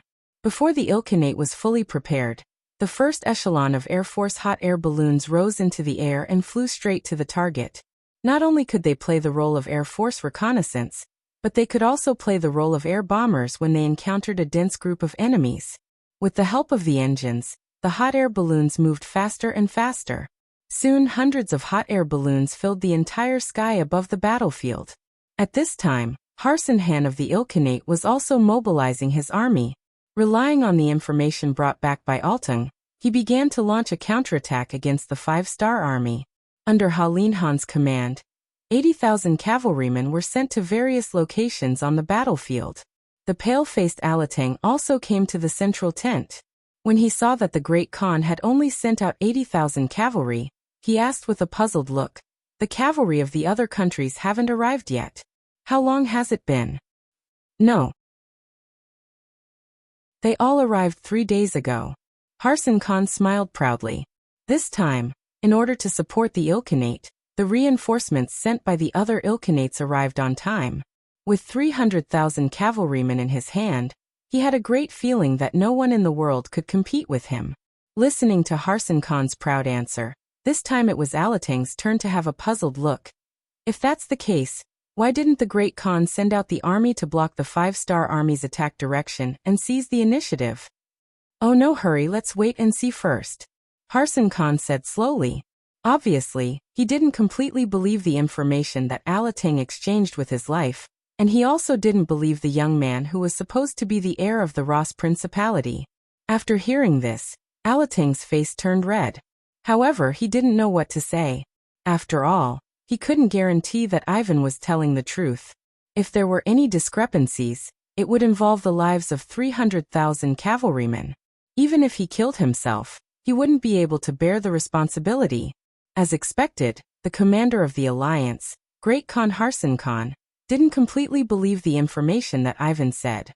When the news was sent back, Yang Chendong let out a sigh of relief. This gave him more time to adjust his strategy. When Harsin Khan found out that Ivan's information wasn't wrong, he would definitely send out all his troops. This way, the 5-star army's revised attack plan could be put to use. At that time, it would be time to deal a heavy blow to the enemy and obtain victory. At this moment, Yang Chendong could almost see the scene of victory. But what he didn't know was that danger was surrounding him. 20 miles to the left of the 5-star Legion Corps, a force of 30,000 Mongol cavalry was hiding in a dense forest. Just from the fact that these cavalrymen were holding grass in their hands, their horses were wrapped in their hooves, and the fact that 30,000 people were piled up together without making a single sound, one could tell that this was an extremely elite cavalry force. If Yang Chendong was here, he would be able to recognize at a glance that the leader of this group of generals was the one who had disappeared for a long time. The one who once had an illustrious reputation on the grassland, Master Tolos. This was a group of elite Mongolian cavalrymen led by Yeshen. Ever since they were defeated and forced to leave, Yeshen brought 60,000 cavalrymen and escaped from the 5-star army's line of sight. In order to hide their tracks, they were very careful along the way. They passed through dense forests and walked through deserts. They would go wherever there were fewer people. Furthermore, in order to make the 5-star army forget about them, they would hide wherever there was human habitation. Sometimes, in order to avoid people, they would take a detour of tens or even hundreds of li to completely hide their tracks. It had to be said that Yeshen's way of doing things really made the Yangtze Intelligence Department lose track of them. As a result, they settled down in a deserted area in the desert and stayed there for 5 years. Although the place they chose was remote, there were water plants and it was a good place to graze. With such a place to rest, Yeshen's tribe began to slowly heal their wounds. If nothing unexpected happened, perhaps they would become strong again in 20 years. At that time, it would be time for them to take revenge on the 5-star army. Of course, the sky was full of unforeseen winds and clouds, and man's fate was uncertain. One day, Yeshen drank a lot of wine in his tent and coughed up blood. After the wizard's examination, he was told that his body was sick and that he only had a year to live at most. These words were like a bolt from the blue, causing Yeshen's face to turn pale. After that, he locked himself in his tent for 3 days. In these 3 days, he didn't see a single person. Apart from eating and drinking, he didn't talk to anyone. On the 4th day, he walked out of his tent and made a decision. He wanted to find Yang Qindong and take revenge. He wanted to use the last year of his life to complete his life's greatest goal. Just like this, apart from leaving behind a few youths to General Buru to protect their homeland and reproduce, he chose the most elite 30,000 people. With Bomur, one of the 4 great generals, as his deputy, they walked out of the desert and embarked on the journey to find Yang Qindong. Since last autumn, they had walked out of the desert and searched for Yang Qindong's whereabouts. As the days passed, Yeshen had his own worries. He was afraid that he wouldn't be able to find Yang Qindong in his last days. If that happened, he wouldn't have any hope of revenge. Even if he died, he wouldn't be able to rest in peace. Perhaps the heavens didn't disappoint those who were willing. Finally, the cavalry scouts sent back news that Yang Qindong had appeared. He appeared in the region west of the Ilkhanate. When he heard this news, Yeshen's eyes couldn't help but shed tears. That was a sign of his excitement.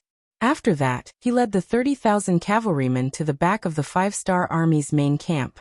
The news from the cavalry scouts had once made Yeshen feel discouraged. When he heard that Yang Qindong had brought 400,000 cavalry, he thought that he had no hope of revenge.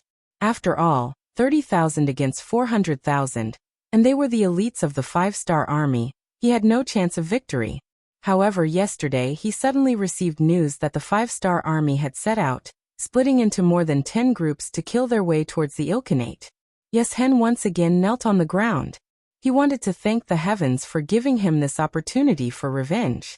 In particular, when he found out that his target Yang Qindong's commander flag was still in the central camp and hadn't moved.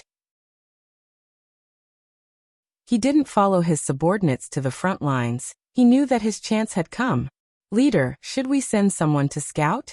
It would be best if we can confirm that Yang Qindong is indeed in the central camp before we make our move. That way it would be safer. Deputy General Bo Mu gave his opinion in an experienced manner. We don't have time. Yeshen shook his head and rejected this suggestion. He didn't know when the 5-star army would return after setting out. What if they didn't wait for the right opportunity and the other party's main force returned? If that was the case, wouldn't he be wasting this once-in-a-lifetime opportunity? Yeshen didn't want to regret anymore. He decided to give it a try even if it didn't work. Even if they all died here, at least he had worked hard and fought for his goal. Let everyone have a good rest. Before dawn, the army will start moving and raise our Khan flag. This time, I want Yang Qindong to die with a clear understanding. Ha ha ha. Yeshen laughed loudly as he made the final decision of his life. At this time, Yang Qindong didn't know that he had been targeted. Both the scouts and the hot air balloons in the sky had done their scouting, and had come to the same conclusion. The 300,000 cavalrymen that the Ilkhanate had fought so hard for were all in a defensive position. No one took the initiative to attack, and no one dared to take the initiative to attack. Therefore, the rear of the army was arranged very well. This time, in order to use the fastest and most ruthless method to deal a heavy blow to the enemy, Yang Qindong had sent out all of his 400,000 troops. The only ones left behind were some medical personnel, and the 200 black cavalry soldiers.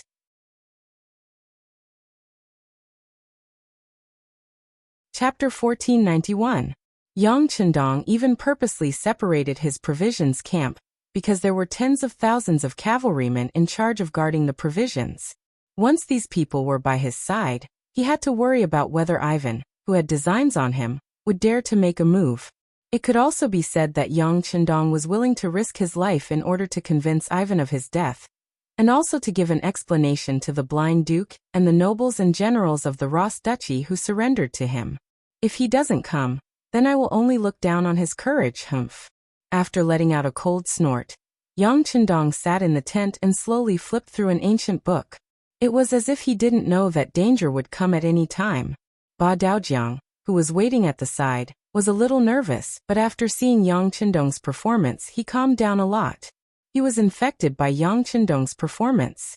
Thinking of this, There were 200 black cavalry armed to the teeth with muskets. Even if Ivan came, what was there to be afraid of? He was just coming to die. Would Ivan really come? The answer was yes. The central camp was so empty. When the news reached Ivan's ears, he had a feeling that Yang Chendong had already seen through his thoughts and set up this formation to wait for him to appear. But even so, knowing that it was a trap, Ivan decided to jump into it. On this point, he and Yeshen had the same idea. If he didn't make a move this time, it would be difficult to wait for such a suitable opportunity. Knowing that there was a tiger in the mountain, but still going to the tiger's mountain. At this time, Ivan was determined to fight to the death. After hearing that there were only 200 black cavalry and nearly 1,000 medics in the camp, there were no other soldiers. He who was advancing according to Commander Chiwen's orders suddenly stopped. Along with him were the 500 former palace guards. It was time to make things clear to these people. When Ivan said that he was going to return to the middle corps camp and take Yang Chendong's head, Zhang Ruochen was shocked. The faces of some of the 500 palace guards who were unaware of what had happened changed drastically. It was true that they used to be guards of the palace and had received the favor of the Grand Duke of Blindness. Logically speaking, his former master was the monarch. If the monarch wanted the subject to die, the subject had no choice but to die. However, ever since they surrendered to the 5-star army, the treatment they received was no worse than the former palace guards. Most importantly, they saw too many of their clansmen who had been promoted because of their military exploits. Originally, when the 5-star army said that everyone was equal when it came to military merits, some people didn't believe it. However, reality slapped them in the face. Because of this, everyone's enthusiasm was aroused, and they saw hope in life. Since others could get a military position and excellent treatment through military merits, why couldn't they also be indomitable men? Just when everyone was holding their breath and wanted to get more military merits through hard work and desperation in this battle, it turned out that their master's son actually wanted them to rebel. This psychological contrast could be imagined. For a time, many people's faces showed signs of struggle. For everyone to have such a performance, it was already in Ivan's plan. During this period of time, he had also carefully observed that these guards under his command were indeed attracted by the military merits of the 5-star army. Some of them were far more enthusiastic than before when they were training. This was another important reason why Ivan still decided to make a move even though he knew that Yang Chendong might have noticed his rebellion. He was worried that after a long time, these guards would be loyal to the 5-star army. If that was the case, he wouldn't be able to find help when he had the chance. Just based on this point, he had to rebel. He had to rebel now. The famous Ivan the Great in history wasn't called for nothing. When it came to bewitching people, he wasn't much worse than the earliest political commissars of the 5-star army. He acted as if he didn't see the hesitation on everyone's faces and said, "You are all people that father-in-law once trusted. You are all the most outstanding youths of the Ross clan. You are all the future hope of the Ross clan. You shouldn't stay in the 5-star army and be enslaved by the Han people. Even our descendants will be born as slaves. On the contrary, we should be the ones standing at the top. Now, I am willing to invite everyone to fight for the future of the Ross clan. In the future, your names will be remembered by future generations. Your descendants will also be happy and proud to have ancestors like you. Brave warriors, please take out your sabers and wave your arms. Let's fight for the future of the Rossi clan. I, Ivan, hereby promise that no matter who you are, those who die in battle will be remembered forever. Those who survive will also enjoy endless glory and wealth. Now let me ask you, are you willing to fight with this young master?" When he said this, Ivan intentionally glanced at Karela and a few other confidants in the crowd. Karela and the others, who had been waiting in the crowd for a long time, immediately waved their arms and shouted loudly, "Yes, yes." This shout, perhaps due to the crowd mentality, or perhaps because Ivan's eloquence was too good, painted a grand blueprint for everyone. In short, more and more people shouted that they were willing. In the end, all 500 warriors shouted in unison, as if anyone who fell behind was a coward.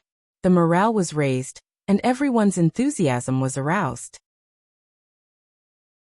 Finally, A satisfied look flashed across Ivan's face. Good. Now everyone follow this young master. Let's kill Yang Chendong and rebuild the Ross Nation. Kill Yang Chendong and rebuild the Ross Nation. Under the lead of Corella and the others, the shouts became louder and louder.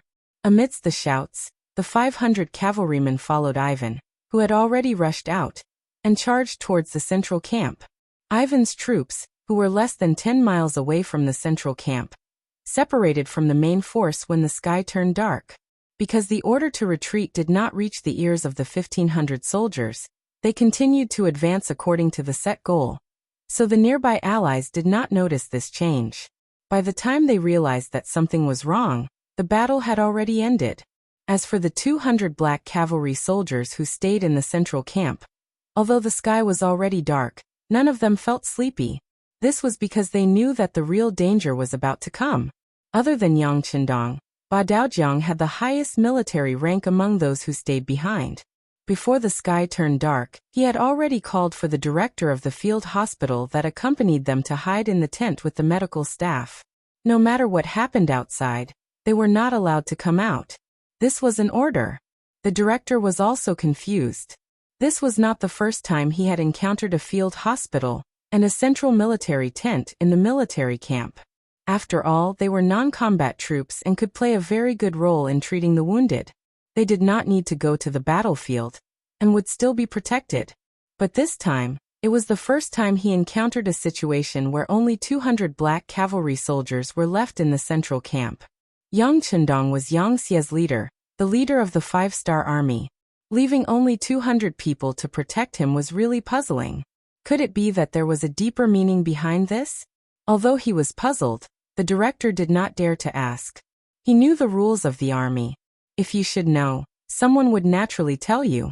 If you should not know, even if you asked around, you would not get any results. If you were not careful, someone might talk to you. If that was the case, you would be in trouble. Following Ba Daojiang's orders, the director arranged for the medical staff to stay in a few dozen tents. After giving them some short knives and other defensive weapons, he told them not to come out without orders. Even if they needed to go to the toilet, they could only do it in the tents. When the order was given, although many people were confused, no one dared to disobey a military order. As soon as these people hid themselves, a slight tremor came from the ground. A black night dragon guard who was in charge of night duty immediately ran to Ba Daojiang and saluted, reporting to the vice-captain. Judging from the sound, it should be from the northeast. Got it. Continue to investigate, Ba Daojiang said with a serious face. At the same time, he muttered in his heart, "It better not be that Ivan who came to seek death. Otherwise, I will not be polite." About 3 minutes later, another soldier from the 5-star army came to report that there were about 500 cavalry soldiers. They were flying the flag of the 3rd Regiment of the Meng Army's 3rd Division. They were now less than 4 miles away from them. 3rd Regiment of the Meng Army's 3rd Division. After Ba Daojiang finished, he suddenly raised his head and said, "Do not let them come close to the camp. If they don't listen to the guards can do whatever they want."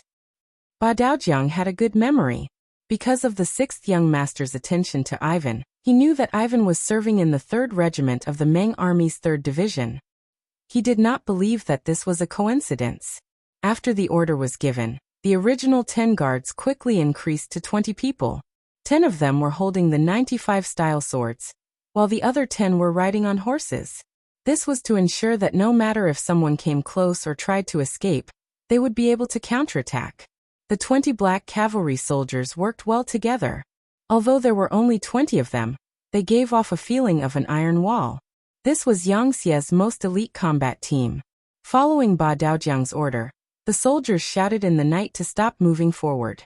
However, it did not seem to be of any use. The horses were still approaching them. At this time, the number of black cavalry soldiers guarding the camp had increased to 100. Ba Daojiang could tell that there were about 500 horses. He was afraid that if there were too few soldiers guarding the camp, the enemy would rush in and threaten the 6th young master's safety.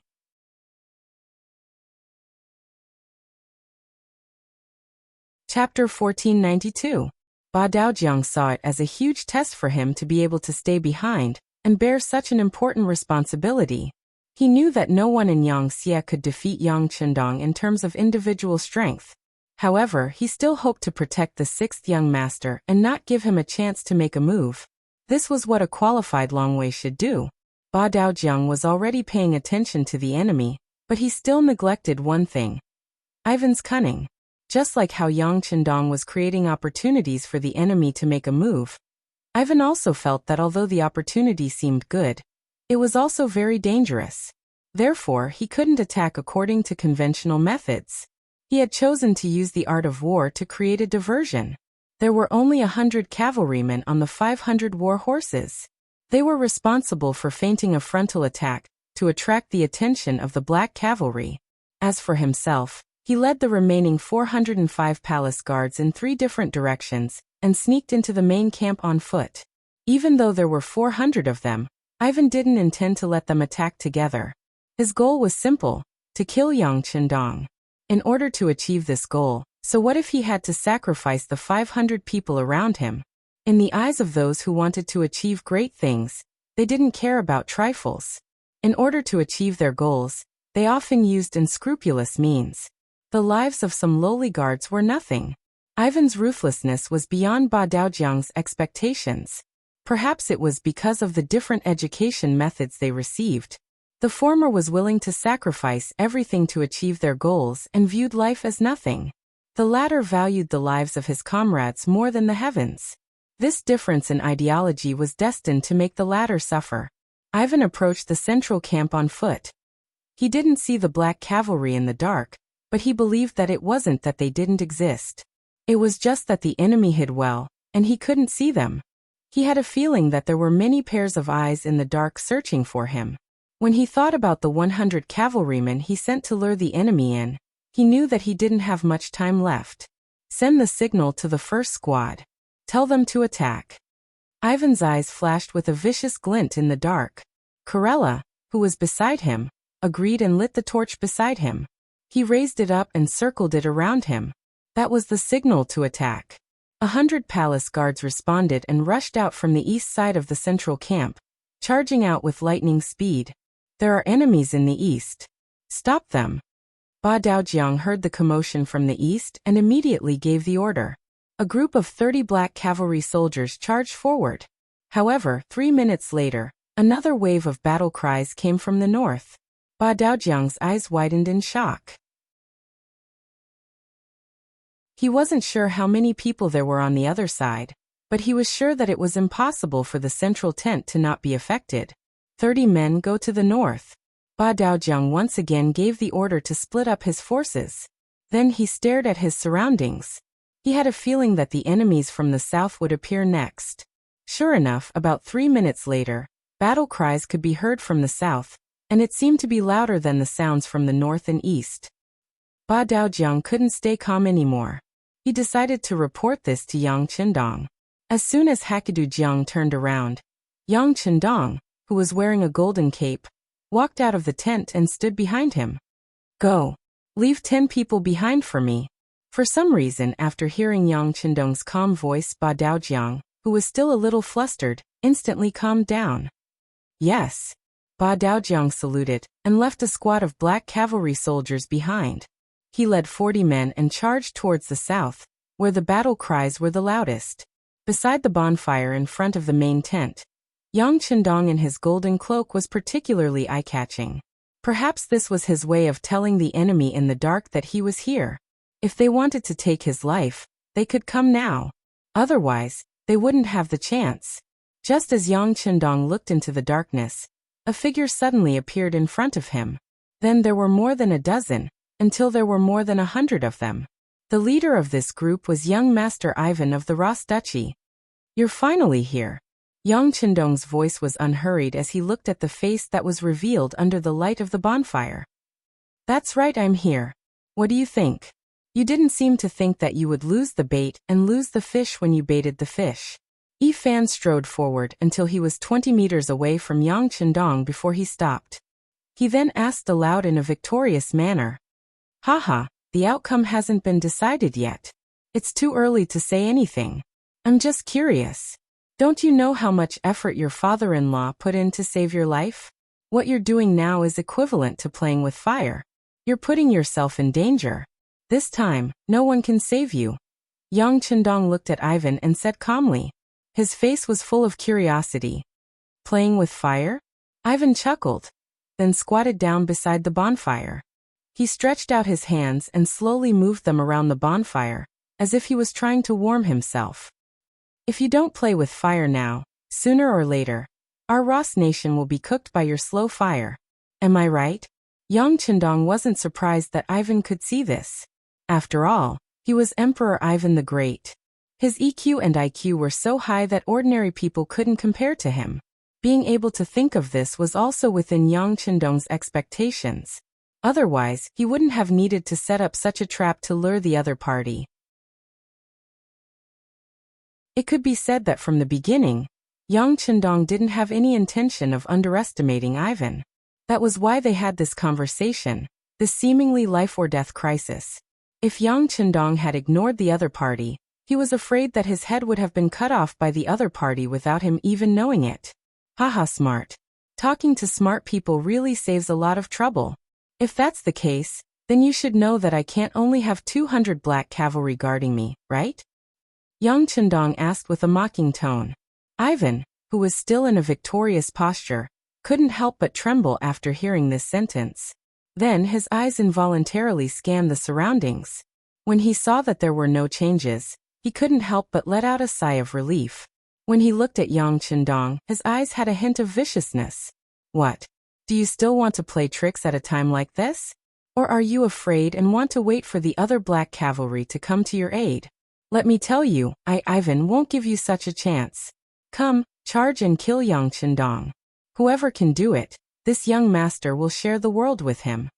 With great rewards, there will be brave men. Not to mention, those who were still by Ivan's side were the staunchest Rossi nationalists. They were the kind of people who would rather give up their lives to see the rise of their nation. Therefore, this shout was equivalent to an order. 100 guards shouted and charged with their swords raised. Protect the sixth young master. The remaining 10 Black Knight Dragon guards quickly tore off the black cloth behind their backs, revealing 10 shiny 95 style guns that had been polished with gun oil. No need. These people are all brave warriors, let them die under my sword. Yang Chendong said with a smile, as if he didn't take the enemies in front of him seriously. This scene happened to be seen by Ivan. For some reason, he had a bad feeling in his heart. Although he did check the movements of the various armies and observed the surroundings before making a move, he was sure that there were no reinforcements from the 5-star army nearby. But there was always a possibility. This King Wunan of Damyang was someone who had conquered many places. Who knew if he had also conquered some powerful factions and teams when he conquered other nations? Just as Ivan's face was filled with suspicion, a series of screams suddenly sounded in his ears. As far as the eye could see, the palace guards suddenly fell to the ground one after another. Then, dozens of black figures appeared where they had been standing. They were all dressed in black, and even their faces were covered by black cloth, making it impossible to see their faces. These people had a common characteristic, and that was that compared to the tall and strong White Russians, they were usually shorter. Yes, these people were ninjas. Led by the special ninja under the Kurosawa, they were a surprise force arranged by Yang Chendong near the central army tent. The only thing that gave Ivan a headache was when he didn't give himself away. Once he decided to make a move, there was nothing to be afraid of. Because with the 500 palace guards in his hands, it was impossible for him to threaten Yang Chendong. If it wasn't for the fact that he needed evidence, he could have just sent a cavalry team to eliminate him. With the appearance of the ninjas, Yang Chendong became a spectator. Unknowingly, there was a large chair under his butt. He was sitting on it next to a bonfire. It was April, so the night was still very cold. Who are you people?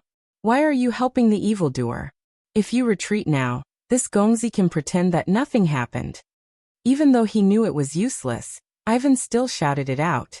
This was his only hope now. Unfortunately, his shout didn't attract any response. It wasn't that the Kurosawa disdained to talk to him, but Ivan shouted in Russian. The other party couldn't understand, so how could they respond? Young Chandong, who understood, laughed and replied for the Kurosawa. They are ninjas from the Japanese province. They like to use the environment to kill people without leaving a trace. Hee, if we were to fight on horseback, these ninjas might not be your match. But in the darkness, on land, they are the true kings. Even this king's black cavalry can't compare.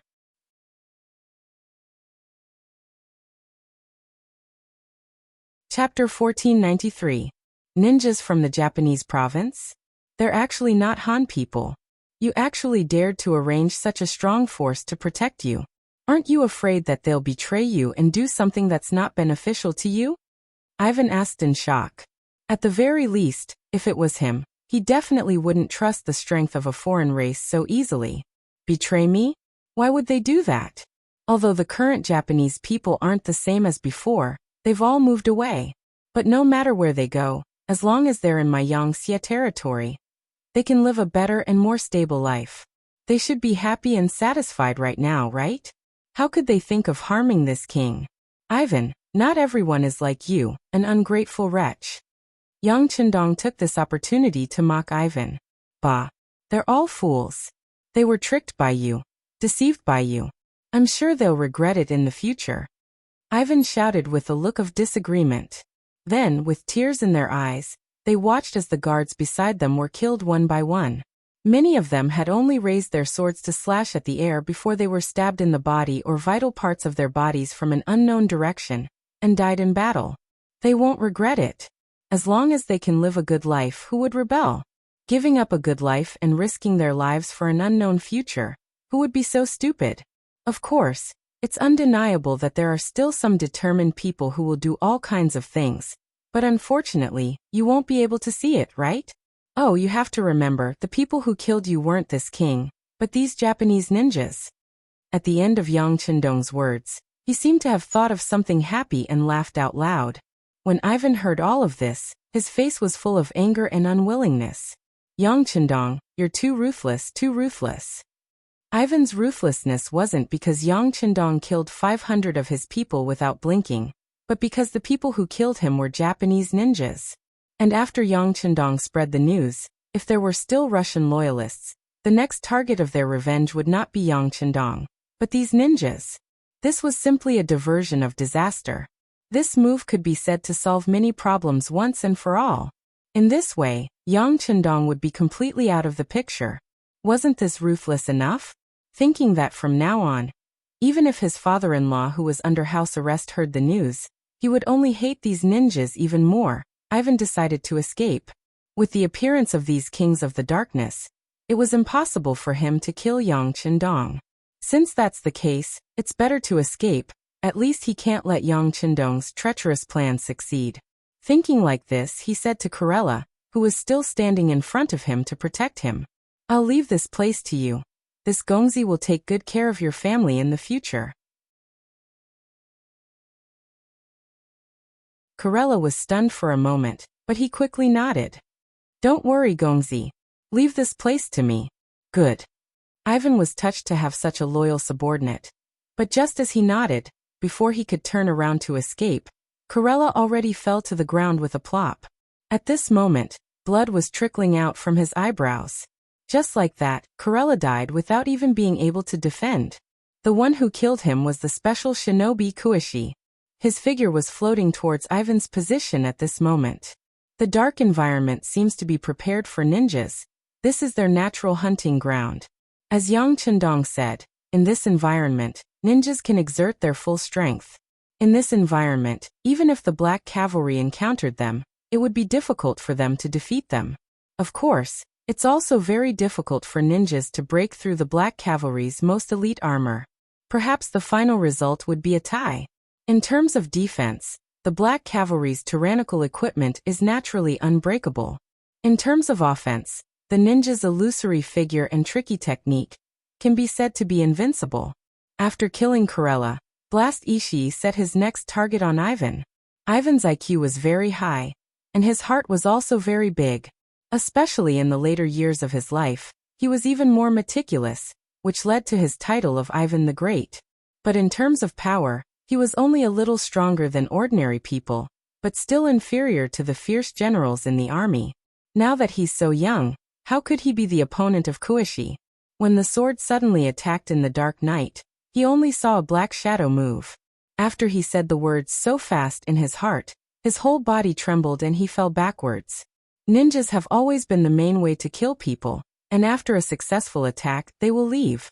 Unless it's a last resort, they won't entangle with the target and the opponent. Special ninja Kazushige Ishikawa used it to the extreme. Under the cover of darkness, he slashed Ivan's neck with just one blow. When the main artery continued to spurt out blood, he had already left and went to the next target. Ivan died like this, quietly looking up at the starry night sky, with a posture of looking up. His face was not ferocious, but also not peaceful. If you look carefully, there is a trace of confusion and unwillingness. Ivan's death proved a fact. That is, there will be no more Ivan the Great in history. His life was completely changed because of meeting Yang Qindong, and it was ended in advance. Just less than 2 minutes after Ivan's death, no White Russian soldiers could be seen outside the main tent. All of them died in the hands of a team of 50 ninjas. Their death only resulted in minor injuries to 3 ninjas. From the beginning to the end, 10 black cavalry stood around Yang Qindong to protect him. And they didn't even move a finger, and the matter was over. Very good, Kuishi. Your task was done very well, and you will be rewarded. Yang Qindong said with a smile on his face. Thank you for the king's praise. This is what we should do. Kuishi said without the slightest emotion. Since they surrendered to Yang Qindong, these ninjas didn't have to worry about their livelihood and food. They could focus on training, and they became the primitive ninjas who didn't care about the world, and only cared about martial arts. All of this is because of Yang Qindong. Now they just killed some people for him. It's not a big deal. Good. Kuishi's attitude made Yang Qindong very satisfied. Then the space fell into silence. Yang Qindong didn't mean to let them leave. He wanted to do some things more seriously. Even so, it's not time for these ninjas to leave. At this time, the sound of gunshots could be heard in the night, and sometimes there was the sound of U5 style. From this, it can be seen that the battle on the other battlefields is very fierce. About 10 minutes later, the first team returned, and soon the second team appeared, until the third team led by Hashirama returned. Hashirama was the one who was most worried about the safety of this place, but his opponents were twice as many as the others. He led 40 black cavalry to fight for a while, but even so, he was still a little late compared to the others. When he returned to the main tent, he saw the corpses lying on the ground. He couldn't help but ask anxiously, "Is the 6th young master okay?" "It's okay, thanks to the appearance of the ninjas. They killed Ivan and the rebels he brought with him." "Well, how's your situation? Are there any casualties?" Yang Qindong deliberately mentioned the ninjas in order to deepen everyone's impression. Reporting to the 6th young master, 7 of our black cavalry were injured, no one died. At the same time, we also captured a total of 73 rebels. Hearing that Yang Qindong was fine, Hashirama could finally breathe a sigh of relief, so he said in a deep voice, "Good. Interrogate them well before it is announced. These people can't die." Hearing that so many people were captured, Yang Qindong's face showed a satisfied look. There were some things that couldn't be said by himself. If you said that Ivan rebelled, then so be it. There had to be evidence. Now these 73 people were the witnesses. As long as this battle was won, he could push out these 73 people in front of everyone, and the news of Ivan's rebellion would spread everywhere. At that time, no one would be able to use this matter to blame him. After the order, the medical staff who had been hiding in the big tent also came out of the tent and began to check the wounds of the 7 black cavalry and bandage the wounds of the 73 captives. These people are very important, and before the facts are clarified, there can't be any problems. Ivan is finally dead. The crisis has been resolved. Yang Qindong returned to the big tent to rest. As for the other black cavalry, only half of them were left to guard with the ninjas, and the rest went to rest. In everyone's view, they just need to wait for the results of the victory on the front line. But they didn't know that a bigger crisis is coming step by step.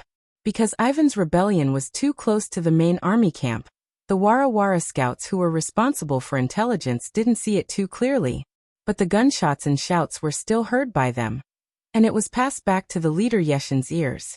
Such a thing happened, which was somewhat beyond Yeshin's expectation.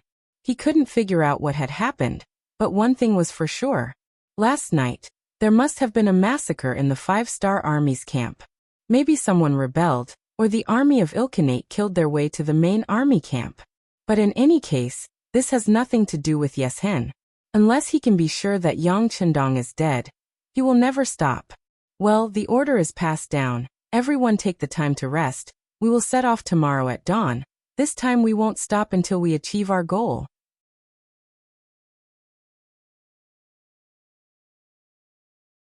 Chapter 1494. Time slowly passed, and the sky gradually brightened. A new day arrived as expected. 20 miles away from the central camp, Yeshen led 30,000 elite cavalry to the camp. For the elite cavalry, it didn't take long to cover the distance of 20 miles. But before they even arrived, the rumbling sound of horses galloping could be heard. What's going on? Where did the cavalry come from? Ba Daojiang didn't sleep for the entire night, but he was still very alert. When he heard the strange movement, he immediately shouted towards the wooden building in front of the central camp. Cavalry? So many cavalrymen. The Black Knight Dragon Guard sentry on the wooden building let out a heart-pounding roar. Yang Chendong also heard the commotion and walked out of the central camp. Not only that, but the nearby medical personnel also walked out of the tent. Some of them were still rubbing their eyes sleepily, obviously not aware that they were in danger. There are about 30,000 cavalry, and they are flying the flag of the world of Wara. The flag of the world of Wara. The black cavalry sentry on the wooden building shouted with a trembling voice. After confirming the direction of the cavalry, Yang Chendong knew that something was wrong. Because that was his rear, there shouldn't be any large number of cavalrymen appearing. When he heard that there were 30,000 enemy cavalry, Yang Chendong's face sank. When he heard that the enemy was flying the flag of the world of Wara, his first thought was that it was Yeshen, his old enemy. The world of Wara. Not good, 6th young master. Please get on your horse and leave immediately. Ba Daojiang's face finally showed fear. This was different from other enemies. This was the world of Wara, and there were more than 30,000 of them. Their current defensive force, including the ninjas, was only about 200 people. As for the medical personnel, their combat power was negligible. Therefore, it was impossible for them to win, and the only way was to escape. 6th young master, please get on your horse and leave. We are willing to bring up the rear and hold off the enemy with our lives. The other black cavalry dragon guards also reacted and knelt on the ground. Even the medical personnel were kneeling on the ground, begging for help. At this time, Yang Chendong's eyes were deep. Yi Zichen's sudden appearance was indeed beyond his expectations. Originally, he thought that the other party had escaped and that they would never meet again in this life. Even if they were to be found, it should be one of the other 5-star armies. But who would have thought that the heavens would be so kind to him? He had just gotten rid of a thorn in his side, Yifan, and now an old rival was sent to him. In Yang Chendong's heart, Yeshen was also very important. Although he wasn't as important as Ivan, if he could get rid of him, Yeshen was a good thing.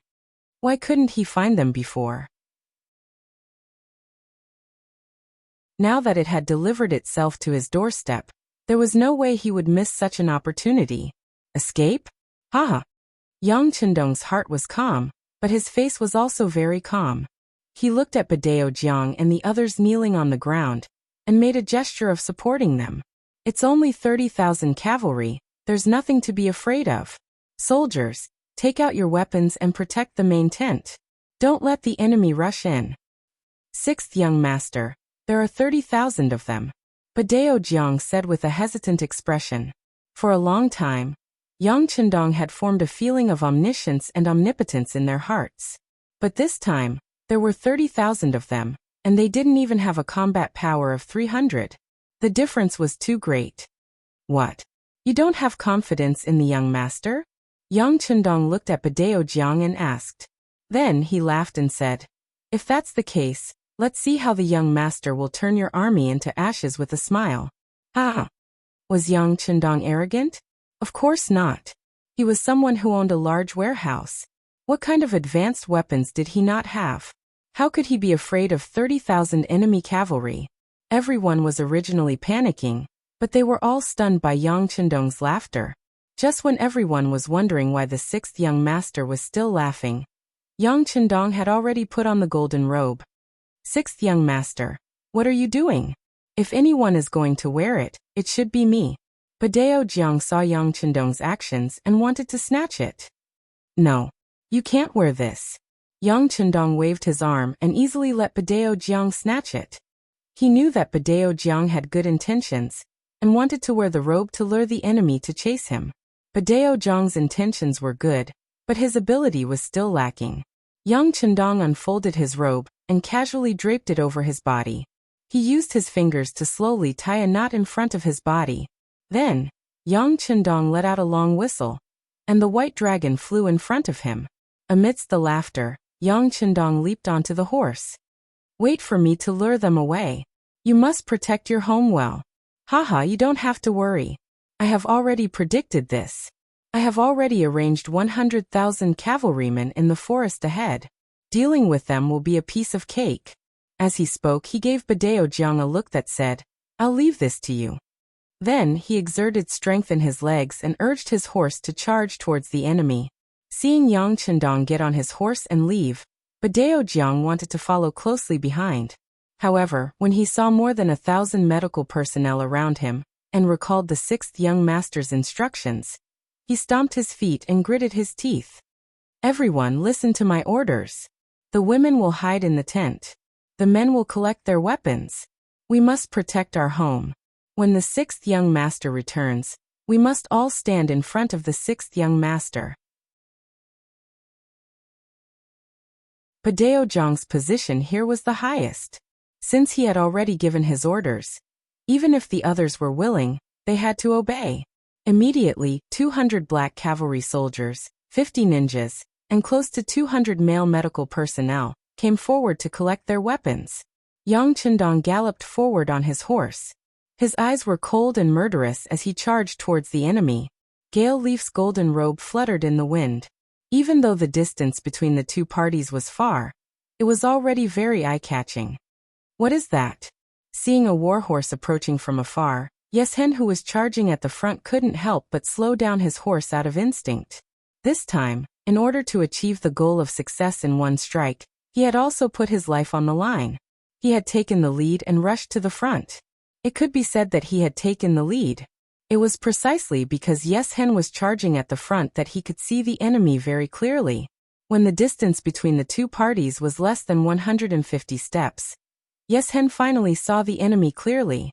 Although he wasn't very clear due to the distance, he could vaguely see the shape of Yang Chendong. Ha ha ha, are you Yeshen? Do you dare to fight one-on-one with this king? Yang Chendong also stopped his horse when he was 150 steps away.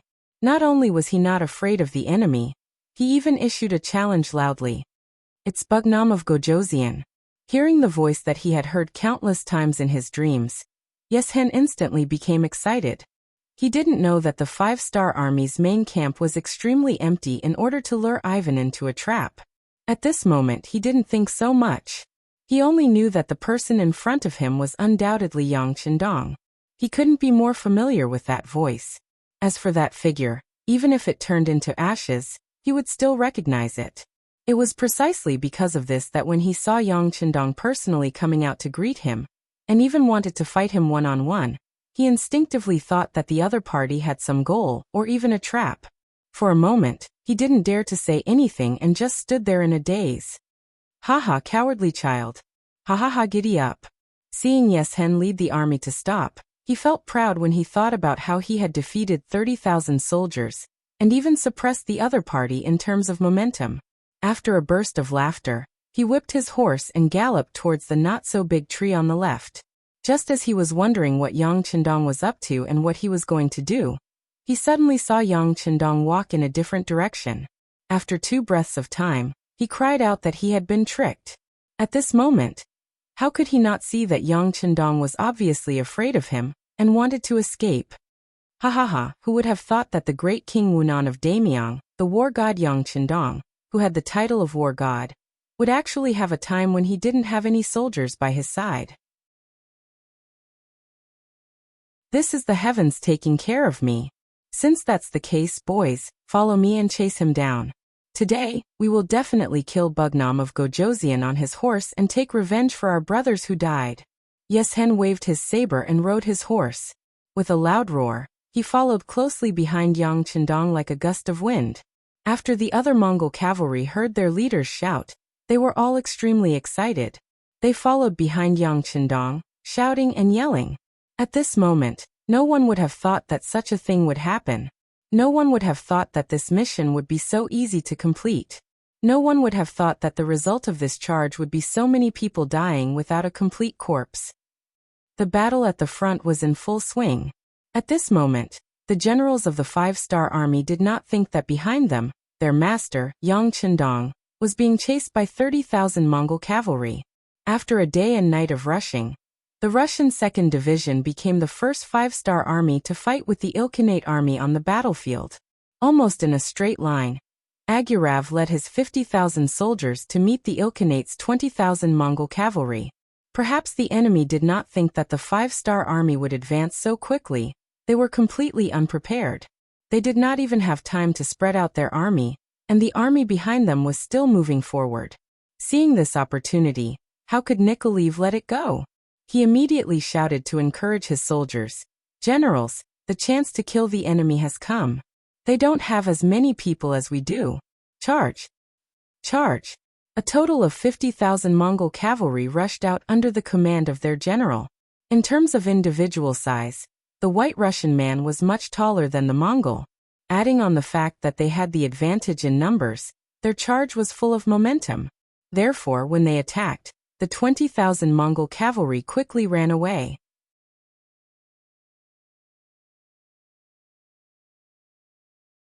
Chapter 1495. These 20,000 Khaganate soldiers had been sent by Yusang. Originally, Harsan Khan had given them the task of forming a defensive line in the center to stop the charge of the 5-star army. If possible, it would be best to delay them and give the main force a chance to surround them. However, an army was still an army. It was impossible for them to be truly united. Seeing the cavalry of the 5-star army charge over, and the enemy outnumbered them, they were thrown into disarray. In addition, their defensive line had yet to be fully formed. Before they could even meet the enemy, they had already fallen into disarray. Quick, send someone to inform Harsan Khan. Ask for reinforcements, ask for reinforcements. As the Yusang general fled, he sent out scouts on horseback to report the news. Compared to their primitive method of sending messages, the 5-star army's method of sending messages was far more advanced. Moreover, just the hot air balloons that floated in the sky from time to time had already clearly seen what was happening below. Our 2 divisions are currently pursuing Yusang. There's no danger nearby. I repeat, there's no danger. On the hot air balloon, an Air Force soldier was using binoculars to observe the movements on the ground. At the same time, he was using flag signals to report to the surrounding hot air balloons. Just like that, while someone was watching from the sky, the 2 divisions on the ground boldly gave chase. This chase lasted for a full 50 li. Soon after, a signal came from the sky. On their left flank, 30,000 cavalry carrying the banner of the Crimean Khanate were circling around. What was even worse was that on their right flank, a group of 50,000 cavalry under the banner of the Khanate was also approaching from all sides. 30,000 plus 50,000 plus 20,000. That's a total of 100,000 people. On the ground, after seeing the news from the hot air balloons in the sky, Nikolaev did some calculations and realized that his forces were inferior. Thus, he decided to stop the chase and retreat from the battlefield. However, before he could do anything, the hot air balloons in the sky sent another message. Behind them, the 40,000 soldiers of the Mongolian 2nd Division. He were approaching. Based on their speed, they should be able to reach the battlefield in less than an hour. 5 plus 4, that's 90,000 people. 90,000 against 100,000, this battle is still possible. After Nikolaev received the news, he quickly changed his mind. He immediately gave the order for the entire army to stop their pursuit and scatter iron caltrops on the ground to form a defensive formation. They were waiting for reinforcements to arrive so that they could attack from both sides. Before they set off, Yang Qindong had told them in front of the officers at the division level and above that the most important goal of this battle was to eliminate the enemy's power. Therefore, as long as the conditions were right, it was best to engage in a decisive battle with the enemy's main force when their own safety wasn't too threatened. This would save them the time to search for the enemy, which was beneficial to the 5-star army who had limited logistical resources. It was precisely because he remembered this sentence that Nicholas was thinking about whether he could have a decisive battle with the other party. Since he was the one who started the first great battle, he must have contributed a lot. After the division commander gave the order, the soldiers stopped their pursuit and began to get busy. Just as they began to wait for the enemy cavalry to appear and prepare for a big battle, the news of this place was spread by the Air Force. 60 li to the west of them was the world's 1st Cavalry Division's 4th Division commander, Su Kuda. This person, who was once the commander of the 1st Cavalry Division, because he made a mistake, he was swapped with Bai Shuang, who was originally the commander. To tell the truth, he was in a very bad mood at that time, even though the 1st Cavalry Division was famous for its fighting prowess. But after being demoted from commander to commander, he still felt stifled in his heart. As the time he spent in the No. 1 Division grew longer and longer, he experienced the process of the No. 1 Division becoming the No. 1 Army. When he was promoted from the 4th Regiment commander to the 4th Division commander, he liked this army even more. He discovered that the world's 1st Cavalry Division was a wolf king in the wilderness. Compared to other armies, divisions, they had more war resources, which meant that they had more opportunities to fight on the battlefield. A general could only show his ability on the battlefield. Needless to say, the warlike Su Kuda had long fallen in love with this place. At the same time, he also learned a lot from Commander Tian Hu and the other division commanders. Under his efforts, the strength of the 4th Cavalry Division continued to rise. Although his division was also a reinforced division, with 5 regiments, it still had 10,000 soldiers. But in terms of real fighting strength, even if they met 20,000 or 30,000 enemies on the battlefield, they still dared to fight and had a high chance of winning. Su Kuda regarded every battle as a learning experience. He hoped that he could grow better, so that he could bear a bigger burden in the future.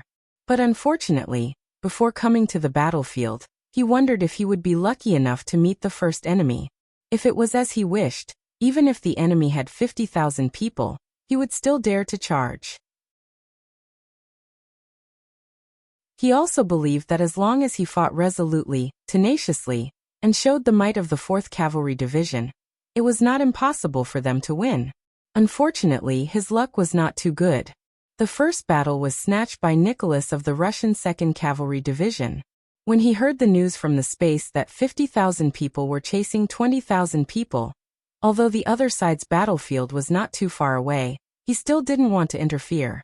Su Kuda didn't want to snatch other people's credit, not to mention his own 60,000 people bullying the enemy's 20,000 people. But the situation of a battle always changed in an instant. Soon another news came from the space. The Russian 2nd Cavalry Division was surrounded, but they didn't retreat. Instead, they joined forces with the nearby Meng 2nd Cavalry Division and prepared for a tough battle. 90,000 against 100,000.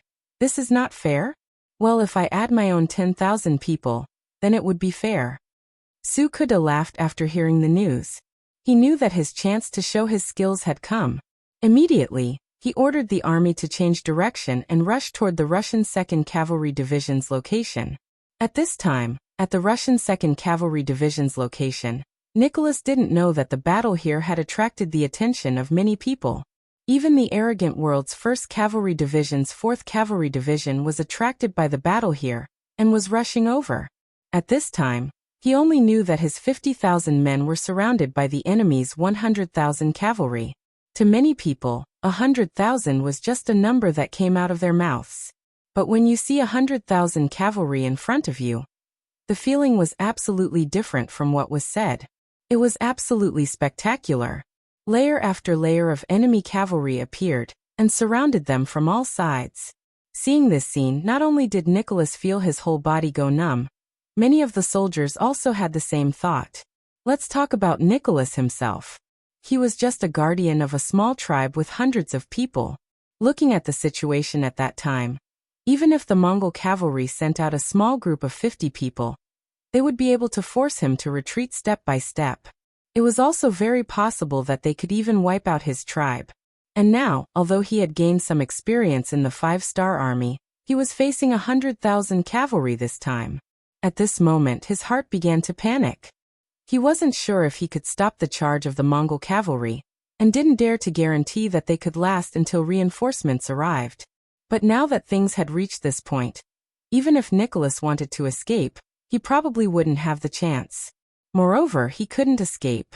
He couldn't let down Yang Chendong's expectations of him. Everyone, put up your bows and arrows and shoot the enemies in the encirclement. According to what he had learned, Nicholas forced himself to calm down and loudly roared. No matter what, they had killed their way over from Eastern Europe, and many of the soldiers had seen blood. Although today's battle was quite big, it wasn't enough to shake them. After hearing the commander's order, everyone quickly calmed down and went to their positions. The charging Khanate Alliance army was getting closer and closer. Finally, when they were less than 500 steps away, they were entangled by the caltrops on the ground. Many of the war horses were injured and many of the cavalry fell off their horses, causing the momentum of the charging cavalry to stagnate. Charge! Seeing that this was a rare opportunity, Nicholas swallowed his saliva and loudly roared. The 5,000 White Russian cavalrymen at the front charged forward. They held strong bows in their hands and shot out arrows one after another. Unfortunately, due to the lack of distance, many of the arrows didn't have the effect they should have.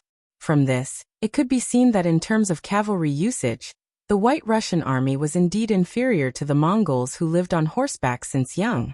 After a wave of arrows, both sides were entangled. In an instant, the battlefield was filled with the sounds of killing and blood splattered everywhere. The stench of blood filled the air. The battle had begun, and both sides continued to send troops to the battlefield. This battle lasted for close to 6 hours. The Russian 2nd Division had paid the price of 8,000 men to block the attacks of the Khanate Alliance army. They had also endured until the arrival of the Mongol 2nd Division. He was originally the chief of a 30,000 tribe. Although he didn't have many people in charge, he had participated in many battles. The Mongol soldiers under him were carefully selected from the Golden Horde army. Although they couldn't be said to be 1 in 100, they were all equipped with good military qualities. With their arrival, the pressure on the Russian 2nd Division was reduced by a lot. The battle began to enter a state of stalemate. Back to the small forest. It was only a small forest that occupied 5 or 6 acres of land. Compared to the mountainous terrain of the Ilkhanate, it was nothing. Yang Chendong wore an eye-catching golden battle robe and rushed into the small forest, attracting Yeshen's main force here.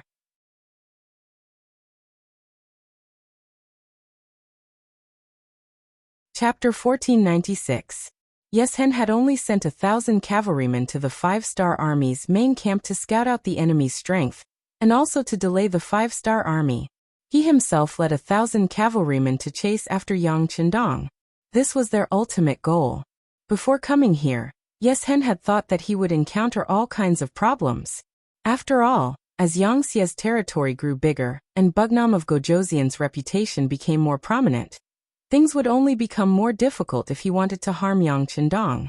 Before coming here, Yeshen had even prepared for the worst, which was that he might not even be able to see Yang Chendong's true appearance, even if he used up all 30,000 cavalrymen. However, Yeshen, who did not have many days left in his body, went all out. If he didn't kill Yang Chendong, he wouldn't be able to rest in peace even if he died. What he didn't expect was that things would go so smoothly. Not only did they find Yang Chendong, but they also found Yang Chendong, who was alone. Yeshen didn't really care that this person left the main camp and came to this small forest. It was just a small forest. Even if there was an ambush, how many people could there be? If that happened, his 30,000 cavalrymen would be able to drown the enemy with their spit. When they were 1,000 steps away from the small forest, Yeshen's shout was transmitted to the army. Quick, spread out the cavalry and surround this small forest. We can't let Yang Chendong escape. However, before the cavalry behind him could follow his orders, a series of rumbling sounds entered their ears. Then, under everyone's puzzled expression, a huge object suddenly rose from the sky above the small forest. A flying figure with a dark green shell suddenly appeared in front of everyone's eyes. What was this thing that no one could name? It was because they had never seen such a thing before. For a green shell to be able to fly in the air and hover dozens of meters above the ground, the appearance of this object was beyond the imagination of many people. At this moment, they were at a loss for what to do. Following the appearance of the flying object, nearly 30,000 Walla cavalry stood rooted to the ground. They even forgot to charge, to advance, to disperse, and to draw their swords. Ha ha ha. Yang Chendong was sitting in the cockpit of the aircraft with a confident smile on his face. In this world, he was probably the only one who knew what this flying object was, the V-10 helicopter. The W-10 helicopter was 15 meters long, when the rotor blades were rotating, 84 meters tall and 35 meters wide at its widest point, including the short wings. It adopted the internationally popular tandem cockpit configuration, a narrow fuselage, and a 3-point anti-collision landing gear. It can carry 1,500 kilograms of ammunition, including 57 rockets and Red Arrow series anti-tank missiles. A 23mm machine gun was fixed in front of the cockpit. There was also a 14.5mm Gatling gun on the side, not the blue one, hee. This was where Yang Chendong's confidence came from. Although the V-10 helicopter in the military warehouse was not the most powerful helicopter in the country, it was still an absolutely powerful weapon in this era. Even if he gave it to the research department in Resin City, they would not be able to replicate it. This kind of thing could only be found in the warehouse, and only Yang Chendong knew how to fly it. Now that he took it out, he wanted to get rid of Yeshen once and for all. This once troublesome opponent was now a dead man. The V-10 helicopter flew straight into the air, then continued to climb until it reached a height of about 80 meters before it stabilized. The cannon inside the helicopter was aimed at the densely packed Walla cavalry below. A dazzling red light flashed, and a rocket flew at supersonic speed into the Walla cavalry's camp. Boom! With a flash of fire, the rocket launcher exploded on the ground. The shockwave from the explosion caused many of the newly grown trees in the nearby forest to be cut in half. This powerful force also created a huge gap in the Walla cavalry's camp. Yang Chendong, who was sitting in the cockpit, had good eyesight and powerful calculation ability. With just a rough calculation, he calculated the effect of directly or indirectly killing nearly 1,000 people. This was also because the Walla cavalry's camp was too densely packed. Otherwise, the effect would not be so good. After the successful attack, Yang Chendong did not hold back anymore. His right thumb kept pressing, and one rocket after another was fired at the Walla army's camp. Waves of people were thrown off their horses, and corpses were everywhere. Because Yeshen was at the front, he was not injured by the rocket.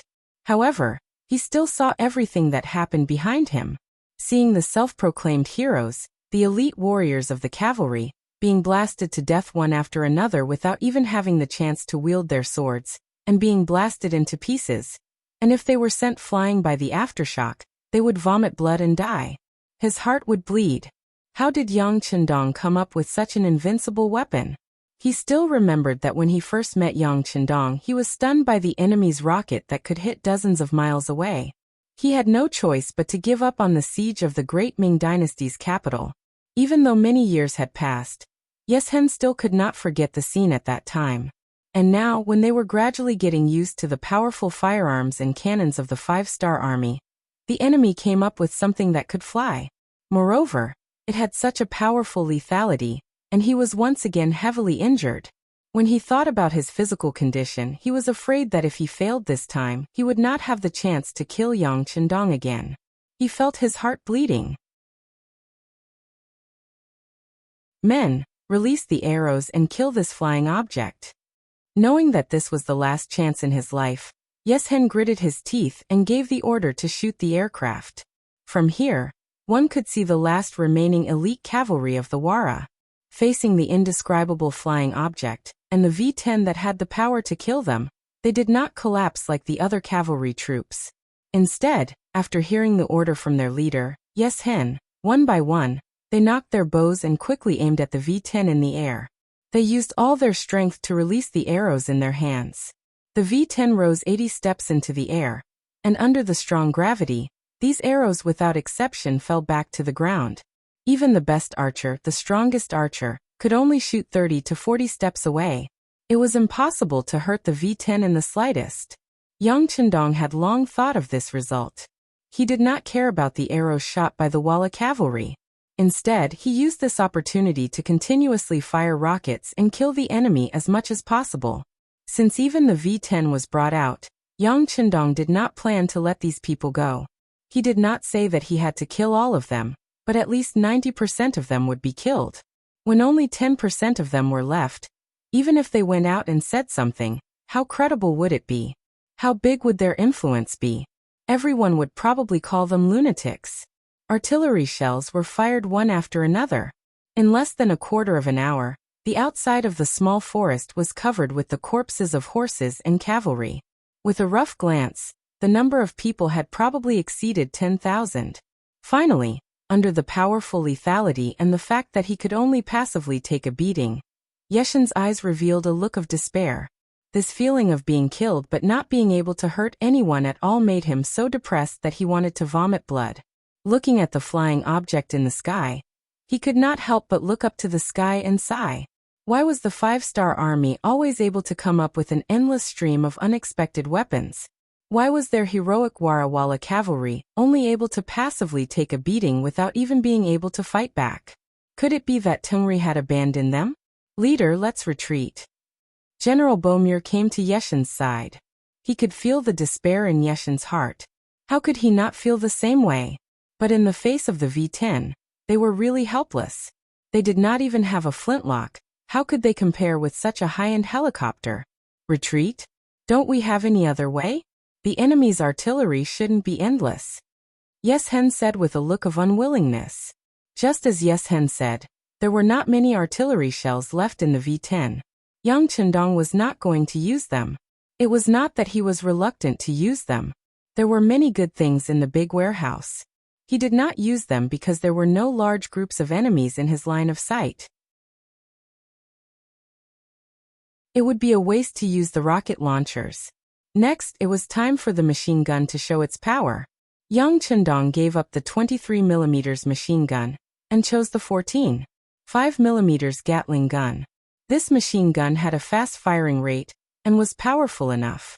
At least, it was more than enough to deal with the Wala cavalry. After fixing the Gatling gun, Yang Chendong adjusted it to the best angle and used his skillful flying skills to start another massacre. Da-da-da-da. Da-da-da-da. Da-da-da-da. The Gatling gun displayed its unique tyrannical side. Bullets flew, piercing through the air, piercing the skin of the cavalrymen. Lives were quickly drained away. One by one, the cavalrymen fell to the ground in despair. Even in death, they didn't understand what this flying object was. How many more weapons did it have? Could it win or not? Did they have the ability to fight back when it arrived? Their actions, or rather, their actions of throwing their lives away, were nothing. The sound of gunfire continued, and at the rate of thousands of shots per minute, the Wala cavalrymen who were still standing in place, seemingly waiting for their verdict, were shot down one by one. It was as easy as a human pulling out weeds. Under the intense gunshots, more and more Wala cavalry were killed. This tragic scene, or rather this helpless scene, finally crushed the hearts of the cavalrymen. When they realized that there was nothing they could do but die here, they began to flee.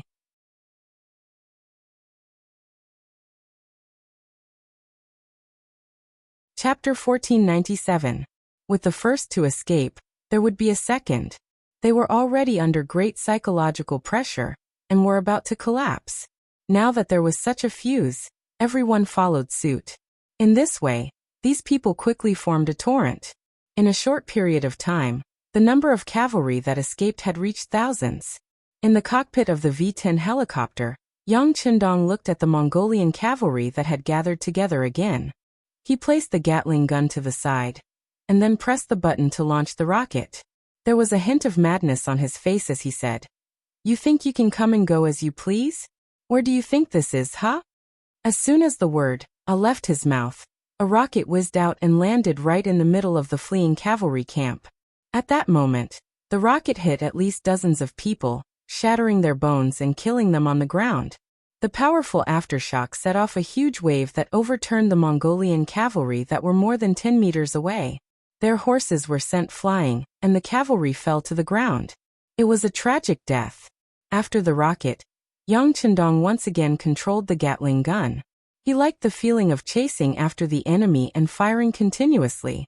At this time he couldn't help but think of Beta Persei. If this person was here, he would probably be shouting excitedly while firing. The gunshots continued, and under the continuous gunshots, more and more Walla cavalry were killed on their horses or thrown away because their horses were shot. It was unknown whether they were dead or alive. In less than an hour, more than half of the nearly 30,000 Walla cavalry had been killed or injured. On the battlefield, other than 1,000 people who were lucky enough to escape, there were less than 5,000 cavalry led by Yes Hen. "Bo-Muir, I order you to take the people and leave here. In the future, if the Wara people want to survive, they will need a certain amount of armed forces. In the future, I can't protect them anymore. It's up to you." At this moment, Yes Hen began to entrust the children to him. The cruelty of reality and the appearance of the V-10 helicopter made Yeshen's heart completely despair. He finally realized that all along, Bugnam of Gojoseon had never taken him seriously. Otherwise, if he had taken out such a flying object earlier, he would not have been able to do anything. And now, even though he knew he did not plan to leave, since he couldn't take revenge, even if he died, he would die in the hands of his enemy. This could be considered a kind of heroism, a kind of fulfillment of his wish. "Chief!" Bo-Muir was stunned when he heard Yeshen's words, and then tears came out of his eyes. "All right, a real man bleeds, not tears. Don't cry anymore. Take these cavalrymen and leave. Remember, don't think about revenge in the future. This Bugnam of Gojoseon is a devil, a man blessed by the heavens. We are no match for him." Yes Hen acted as if he was an experienced person, and wanted to continue giving orders. However, the sudden attack of a rocket launcher made him go completely crazy. On the ground, the Walla cavalry had already scattered.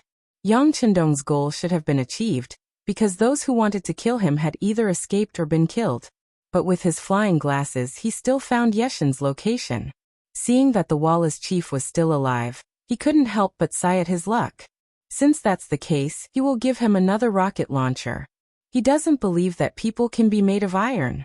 Even if they are made of iron, he will refine them into water. As such, just as he was about to instruct Bo-Muir about the matters behind him, a rocket suddenly exploded a dozen meters away from him. The powerful shockwave directly sent Bo-Muir, who was facing the shockwave of the rocket, flying away. Yes Hen was lucky. His back was facing the direction of the rocket launcher, so he didn't die immediately. Instead, he was injured by the aftermath and fell to the ground. But even so, he was seriously injured. A large piece of shrapnel was embedded in his back. Under the medical conditions at that time, it was very difficult to save him. After lying on the ground for a long time, Yes Hen slowly raised his head, and saw the scene of Bo-Muir bleeding from the corner of his mouth and dying not far away. Bo-Muir was his hope, and the protector of the Wara tribe in the future. Without him and Bo-Muir, what should they do if someone bullied their tribe? He originally wanted to kill Yang Qindong, but not only did he fail to hurt Yang Qindong in the slightest, he even lost his own Bo-Muir. This result made him angry and unwilling to accept it, and he cursed loudly, F***ck. This was the final voice of the once ambitious and ruthless character.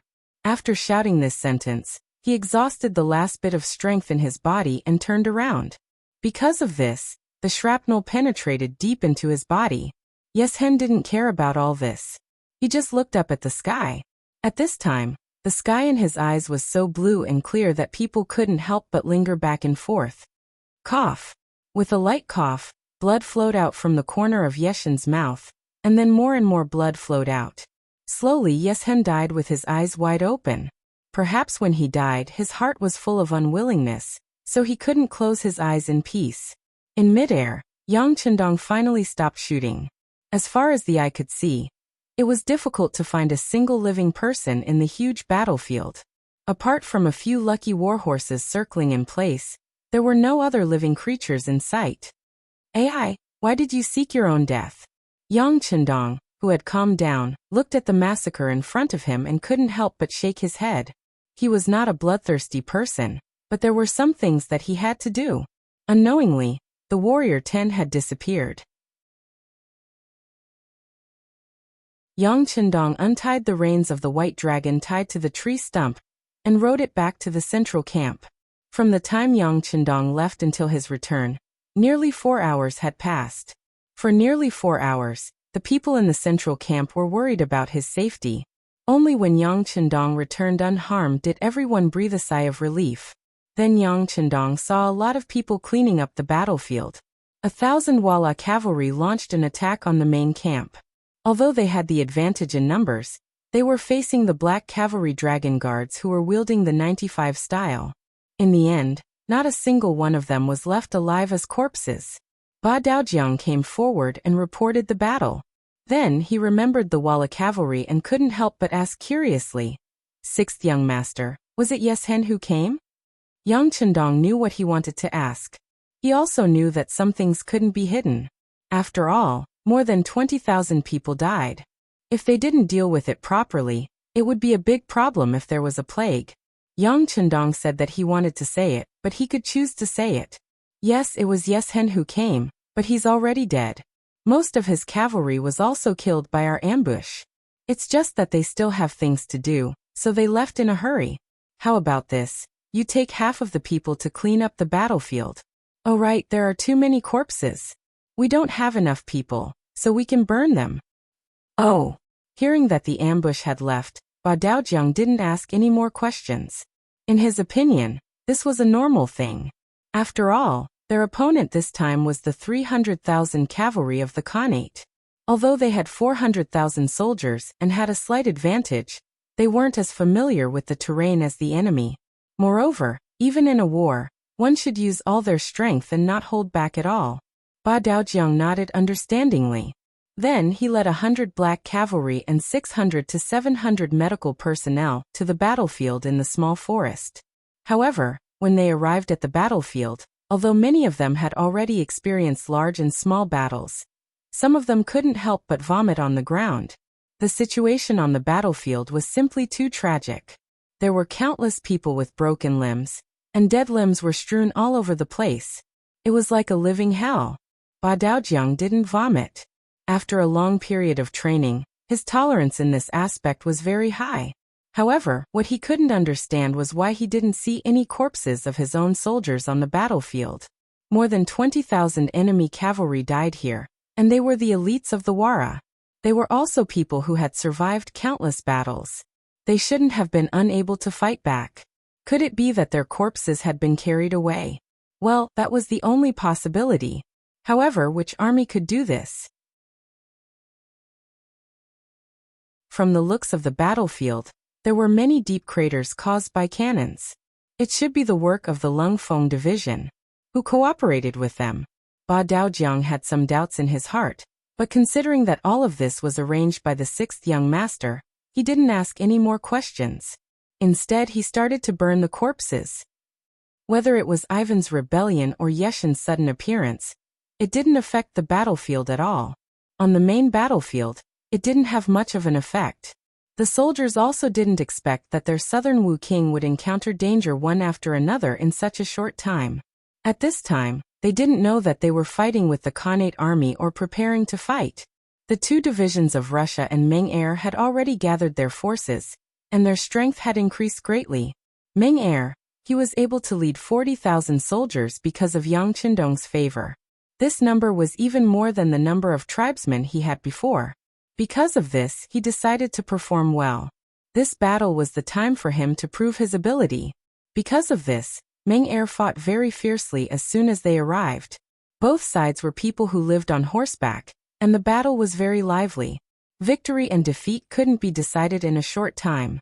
However, the five-star army's fighting spirit was different from the Khanate army's passive fighting spirit. Gradually, the scales of victory began to shift towards the five-star army's side. This was the effect produced by the difference in the system. Let's talk about the Khanate army first. They had no choice but to fight. It seemed like they were protecting their own territory, and were acting in a righteous manner. However, these Khanates were all aristocrats, which meant that 90% of the wealth was in the hands of less than 5% of the nobles. Ordinary people could only fight for the remaining 10% of the wealth with 95% of the population.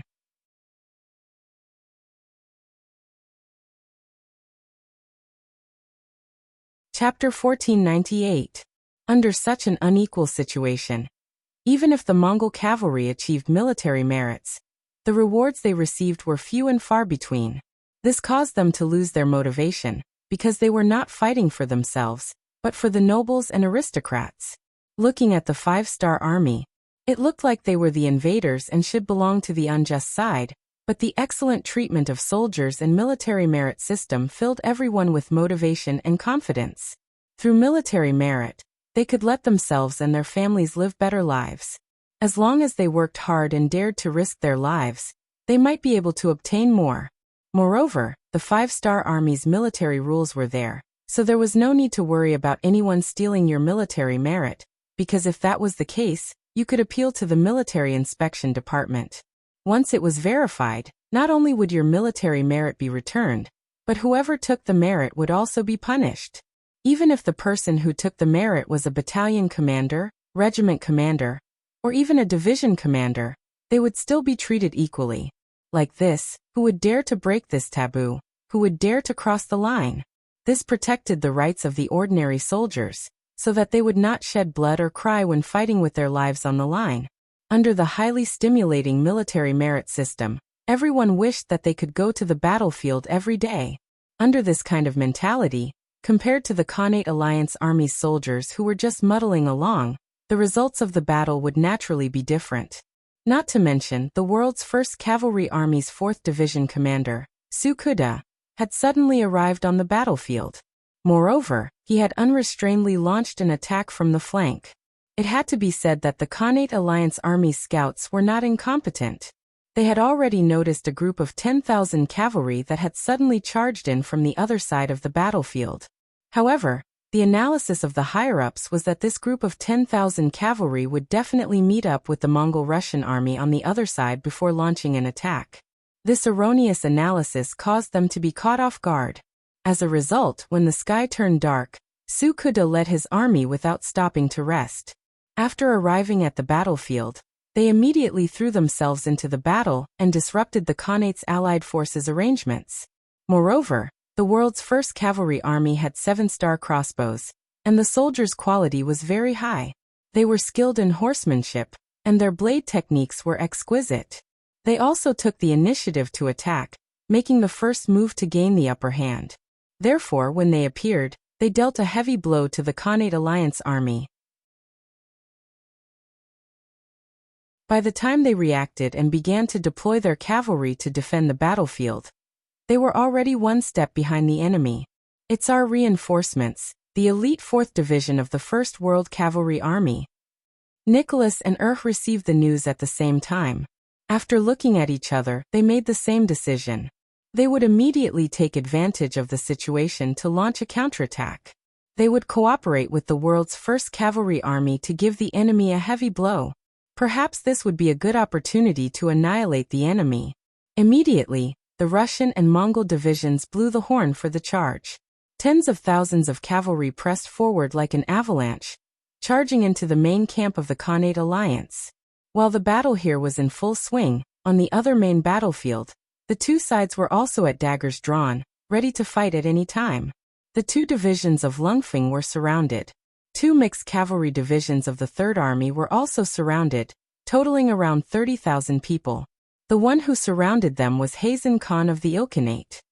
He brought along 70,000 cavalrymen from his own country and 20,000 cavalrymen from the Kazakh Khanate. A total of 90,000 people formed a huge encirclement. With 3 times the number of troops, they held the initiative. If it wasn't for the fact that the sky was already dark, they would have already launched their charge. Order all the troops to be on duty at night. Don't allow a single member of the 5-star army to escape, Hazen Khan said with a smug look on his face. Previously, Alatang had risked his life to learn of the 5-star army's attack plan from Ivan. Others didn't believe it, but he did. He had arranged his army here in advance, and sure enough, a 30,000-strong army of the 5-star army was passing by. But they were blocked by him, and were completely surrounded. Although 30,000 people weren't too important for the 5-star army, who had an army of 400,000. However, if he could wipe out all 30,000 people here, it would be a big victory. When the Khanate Alliance army held a meeting, Hazen Khan would be able to straighten his back. Looking at the pitch-black night outside, Harsenhan was a little worried at this time. He was afraid that the 5-star army would choose to break out in the middle of the night. Therefore, he ordered them to be on guard and not allow a single member of the 5-star army to escape from their encirclement. The sky will brighten soon. At that time, it will be time for our blades to drink blood. Hazen Khan chuckled as he looked forward to it. Compared to the nervousness of the Khanate Alliance army, the 30,000 5-star army soldiers weren't idle either. However, they didn't have any intention of breaking out of the encirclement. Instead, they dug trenches throughout the night. The entire 2 divisions of Lungfeng were here. If they wanted to display their advantage, they needed enough trenches. Only then could they display their powerful firepower. As for the enemies surrounding them, Division Commander Xiaofeng didn't have any misgivings. He thought that the number of Khanate Alliance army cavalry surrounding them was still too small. There were less than 100,000 people, and it wasn't enough for them to eat. Of course, according to the rules, regardless of whether they thought highly of the Khanate Alliance army on the outside, since they had discovered the enemy's main force and were surrounded, they had to report this matter. Moreover, they had to spread the news to their allies nearby. Commander Wu Sheng of the 3rd Army, who was 150 kilometers west of them, received the news. What? Our 2 mixed cavalry divisions are surrounded? Then we have to go and save them. Immediately send a telegram to the 6th young master, and tell him our thoughts. Xiaofeng became excited after receiving the news. It could be said that his luck wasn't very good. They had been out for 2 days and had passed through many places, but they hadn't encountered the Khanate Alliance army cavalry. This could only mean that they had gone in the wrong direction. Since that was the case, they had to adjust their direction. But where exactly to go was also a problem that gave him a headache. Now that they had learned that the 2 divisions of the Cold Front Division were surrounded, they had found one of the main forces of the Khanate Alliance army. Even if they couldn't eat the meat, they could at least drink the soup. With this thought in mind, Wu Sheng sent a telegram to Yang Chendong to ask for instructions on the pretext of saving his 2 mixed cavalry divisions. In the central camp, the danger was already far away. Yang Chendong had also returned to his own tent. Wang Shan, the director of the communications department, was also in the tent. He was delivering the received telegrams to Yang Chendong, so that Yang Chendong could better understand the situation of the battlefield. Yang Chendong saw the telegram from the 3rd Army as soon as it arrived. How could he not see that Wu Sheng couldn't find the enemy's main force, and wanted to use this opportunity to get a share of the loot? If any other officer had made such a request, he would naturally refuse. This piece of meat was found by the 2 divisions of the Cold Front Division, so how could anyone else snatch the benefits? But since it was a telegram from Wu Sheng, it was a different story. Speaking of which, Yang Chendong felt that he had let Wu Sheng down. He had left him for 10 years in Eastern Europe without any reinforcements. He had to face the 2 behemoths of the Golden Horde and the Rossi Principalities. He could imagine how difficult it must have been. Speaking of which, Wu Sheng's 3rd Army could also be called the 3rd Army of the Cold Front Division. But because they had been separated for so long, many excellent soldiers had been killed in battle. That was why they were no longer as strong as they used to be. Although they had recovered from the recruitment, their fighting strength was far from what it used to be. Right now, they wanted to make a contribution. Moreover, There were 20,000 soldiers from the Third Army surrounded. It was reasonable for them to send reinforcements. Okay, send a telegram to Commander Wu Sheng and agree to his request. Yang Chendong gave his answer after some consideration. If Wu Sheng was allowed to go, then the other armies wouldn't be so lucky. They would have to find their own opportunities. In contrast, the commander of the world's first cavalry army, Tian Hu, had his own plans. As the strongest army in the world of cold weapons, Tian Hu had his own pride. He couldn't do things like knowing the intelligence of others. What he needed to do was to make use of his own advantages and make greater contributions. What were the advantages of the world's first cavalry army? Without a doubt, they had the fastest war horses and the strongest cavalry, as well as the 7-star crossbow, which was an excellent weapon for shooting enemies at close range.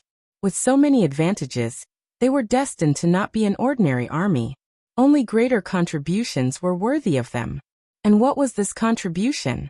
In Tian Hu's eyes, it was to directly attack the enemy's den and take down the capital of the Ilkhanate, Dabuli. Speaking of which, the Ilkhanate had long been destroyed. They were now known as the Zarathir Dynasty, and their capital was in Dabuli. This name was nothing more than a means used by Harsan Khan to maintain the same status as the other Khanates. This time, in order to stop the 5-star army from coming to the west, Harsan Khan had mobilized almost all the forces that could be mobilized within the kingdom, and then sent his troops out of the capital. He wanted to stop the 5-star army outside, and even severely injure them. The idea was good, but the reality was cruel. How could they achieve it just by thinking? For this battle, Harsan Khan had conscripted all the men above the age of 14 in the country, making their capital Dabuli very empty. According to the information from the intelligence department, there were less than 5,000 soldiers in the city. This was an opportunity. As long as they were fast, it was very likely that they would be able to take down Dabuli and completely cut off the connection between Harsan Khan and his base. At that time, the enemy would be in chaos when they heard the news. That would be the time for the 5-star army to win.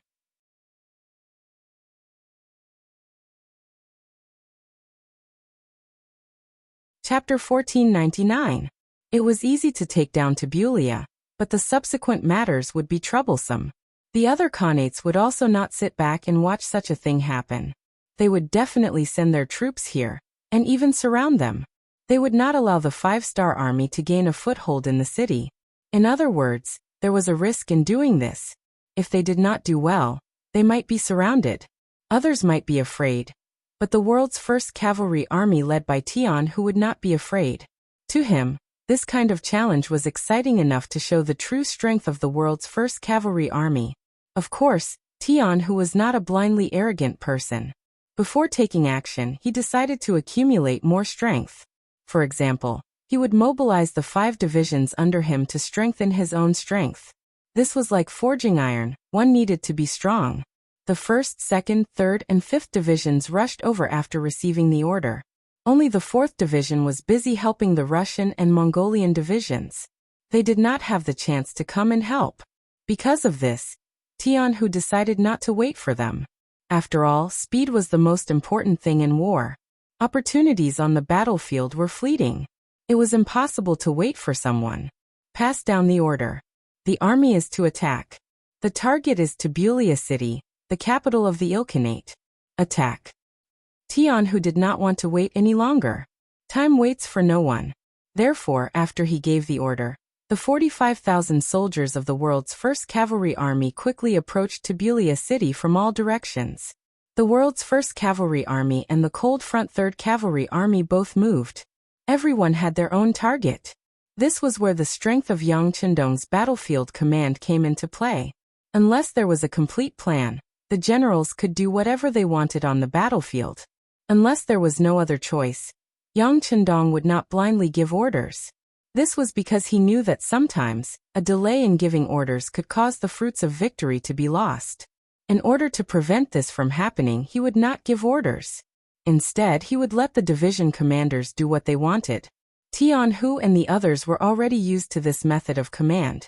Therefore, after they made the decision, they only needed to report the purpose of their trip via telegram before taking action. Compared to the Third Corps of the Cold Front, which was drinking soup, the world's first corps of cavalry had to launch a surprise attack.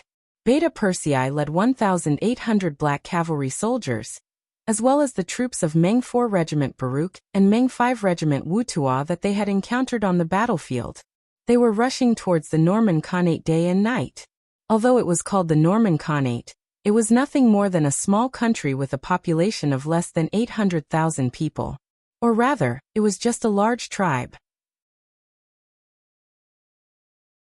It was only because their location was not bad, belonging to the borderlands, that they were not too valuable, that they were not affected by the chaos and were not destroyed.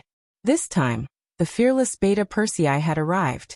It was destined that the Norman Khanate would not be able to escape the fate of destruction. Of course, their target this time was the Ilkhanate. If it were someone else, they would not cause trouble. Even Tian, who had only taken the capital of the Ilkhanate, which was already somewhat out of the battlefield. However, the fearless young heir had indeed pointed his troops at the Norman Khanate. Just this action alone was completely out of everyone's expectations. When Beta Persei decided to do this, it was because he thought that his 400,000 men, the Air Force, and the elite forces of the Cold Front would be a waste of talent to deal with the Khanate's allied forces that barely managed to gather 300,000 cavalrymen. This kind of battlefield could not satisfy him. There was no space for him to display his skills. Therefore, after looking at the map, he decided to attack the Norman Khanate. But after all, he only had 1,800 cavalrymen. Although they were the most elite black cavalry, their strength was still too weak. Coincidentally, he had learned the location of Meng 4 Regiment and Meng 5 Regiment commander through the help of the Air Force. He immediately rushed over and asked the 2 division commanders to assist him. Who was Beta Persei? It was not an exaggeration to say that he was Yang Chendong's shadow. He was one of the closest people to him. As the saying went, the gate of the Prime Minister was a 7th-ranked official, not to mention an important position like Beta Persei. Towards the request of such a person, as former surrendered generals, how could Barry and Yutu dare to refuse? After Younger spoke to them, the 2 of them readily agreed. Not only that, they also followed Younger's instructions and shut down the military radio stations. After that, the 80,000-plus soldiers of the 3 armies seemed to have suddenly disappeared. They left the battlefield and headed straight for the Norman Khanate at an oblique angle.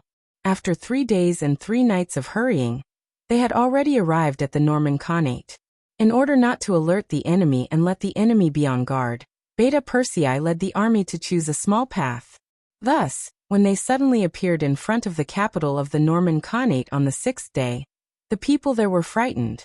Outside the city, 80,000 Han soldiers holding the 5-star flag suddenly appeared like divine soldiers descending from the sky, causing Saihan to turn pale with fright. He immediately sent his general Tuyabai out of the city to meet the enemy.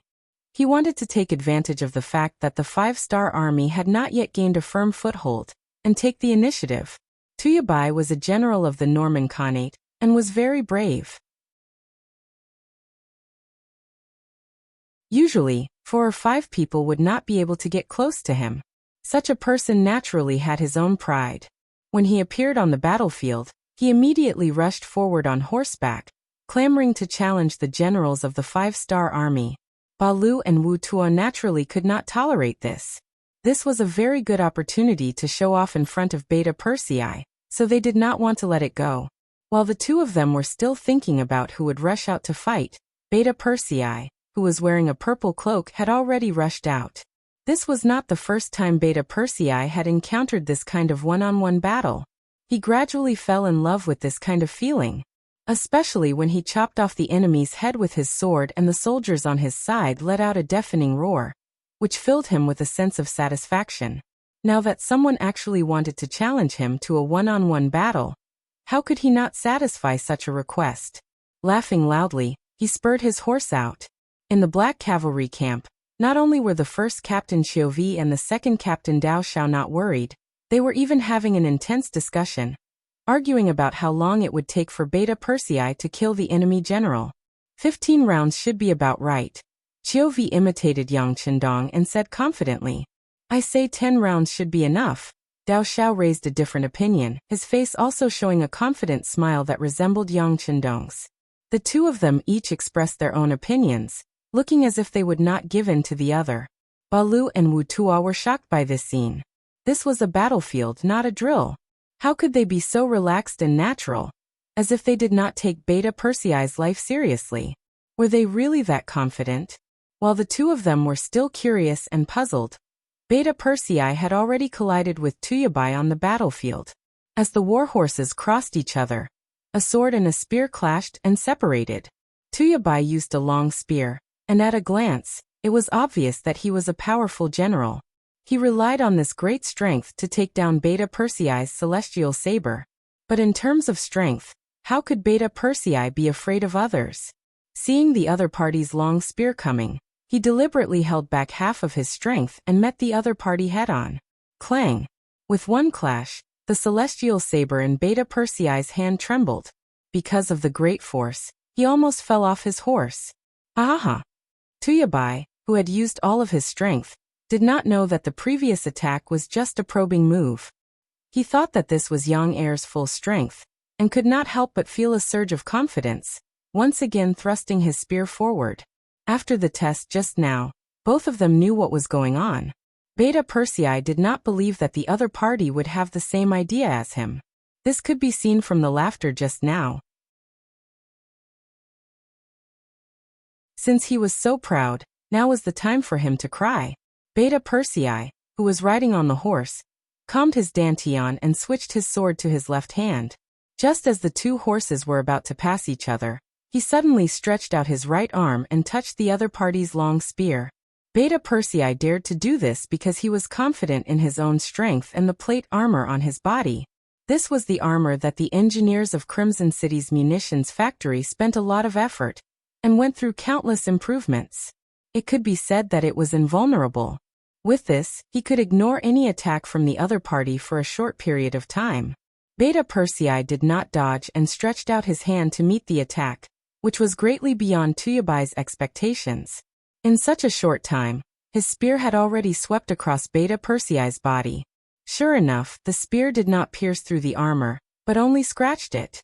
Seeing that his attack had failed, Tuyabai instinctively retracted his spear. But at this time, Beta Persei's right arm, which had already stretched out, began to exert force and suddenly grabbed the spear. Tuyabai's body uncontrollably moved forward and came in front of Beta Persei. At this moment, the distance between the two sides was less than 40 centimeters. Beta Persei laughed and waved his left arm. Tuyabai screamed and a big head flew into the air. Tuyabai's body fell to the ground and died in battle. It had only been 2 rounds. The first round was a test. The second round was a killing move, and it was a success. Seeing this scene in the eyes of the two generals, Barry and Wu Tua, they were naturally shocked. Even Qiuvi and Dao Xiao shut their mouths at this moment. After all, it was far beyond their expectations to kill the enemy general so quickly.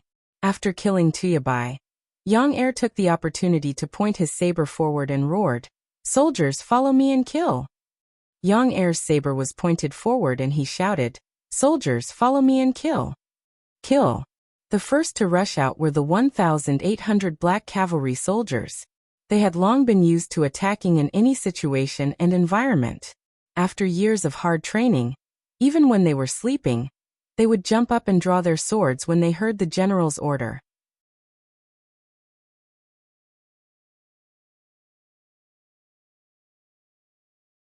Chapter 1500. 1,800 black cavalry, armed to the teeth, swarmed out like a black dragon and charged towards the capital of the Norman Khaganate. This scene caused the enemy cavalry to turn and flee. Even their general, Tuyabai, had his head chopped off in just 2 rounds. They did not think that they were that powerful. The cavalry of the Khaganate turned and fled, giving Beta Persei and the black cavalry an opportunity. They galloped their horses and followed the Mongol cavalry into the city. On the city gate tower, Saihanhan saw all of this with his eyes. When he saw the 5-star army charging into the city so easily, he angrily shouted, "Shoot the arrows, shoot the arrows! Don't let them enter the city. Kill them and close the gates." Saihanhan's reaction was very fast.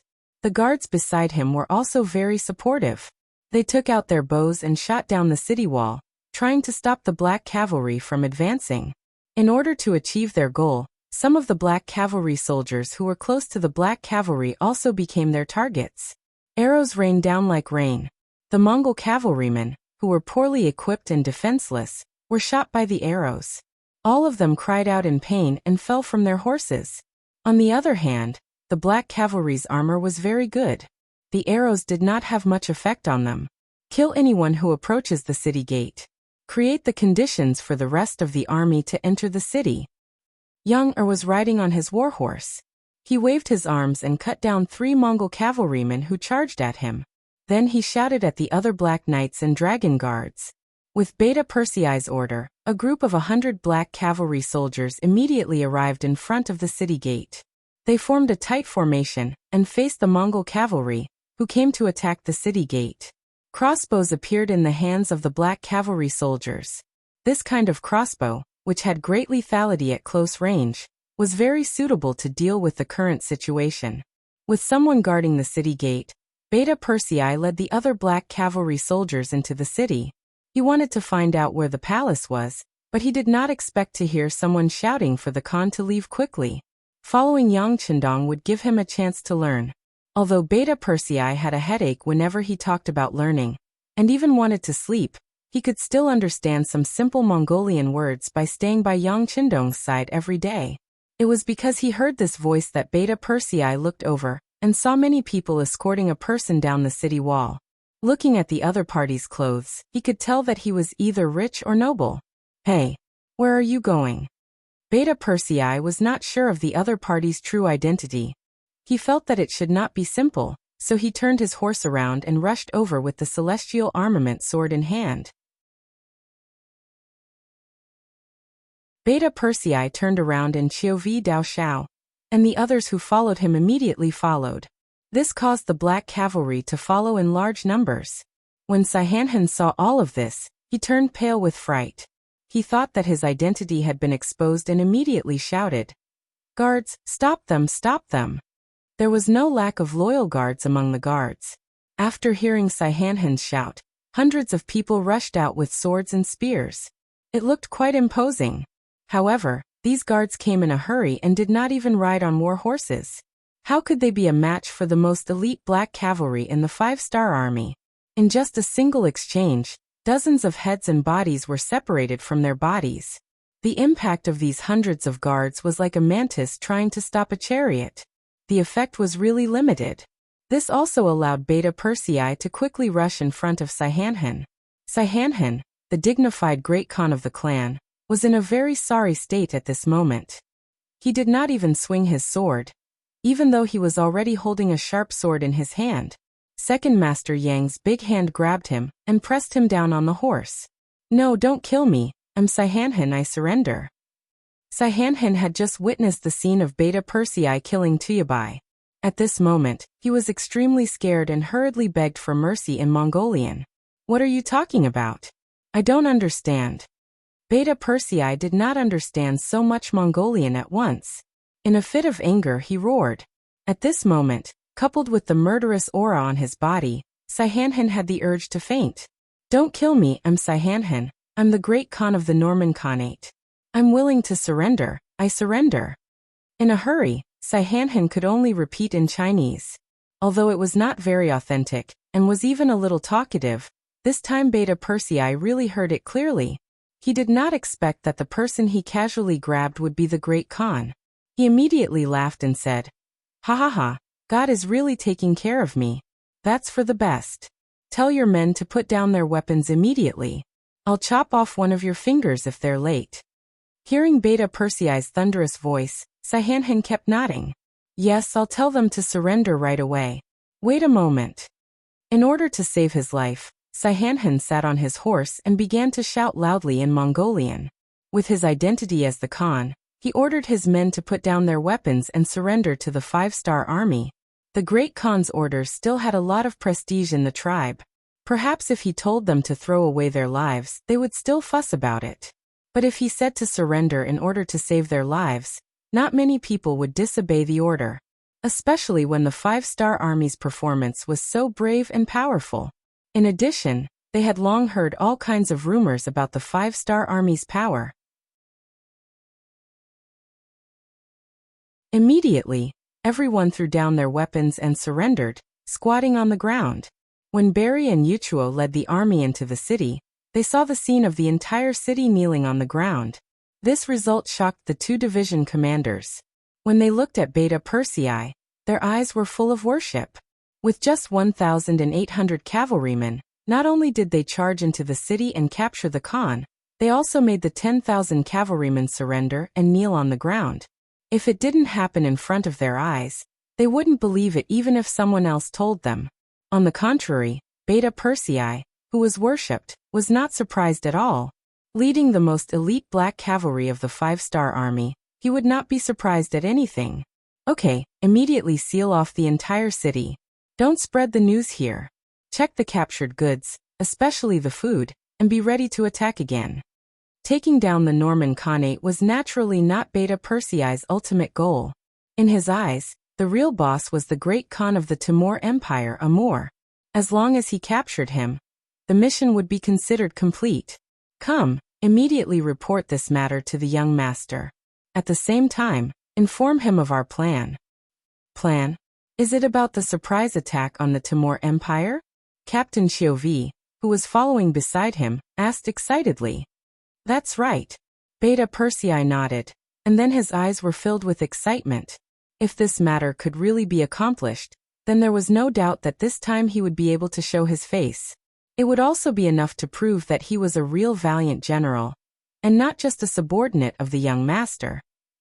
In the main tent, the telegram was quickly sent to Yang Chendong. Director Wang Shan, who was in charge of delivering the telegram, also said excitedly, "Sixth young master, look, Brother Beta Persei has made a meritorious service again." Haha, that's right. His surprise attack was indeed very unexpected. It's just that. Yang Chendong did not say what it was. However, Wang Shan could sense that Yang Chendong was worried about whether or not he would be able to launch a surprise attack on the Timur Empire. Yang Chendong was indeed a little worried. After all, although the Norman Khanate had the name of a country, it was actually just a small tribe. The total army of the whole country was less than 100,000 people.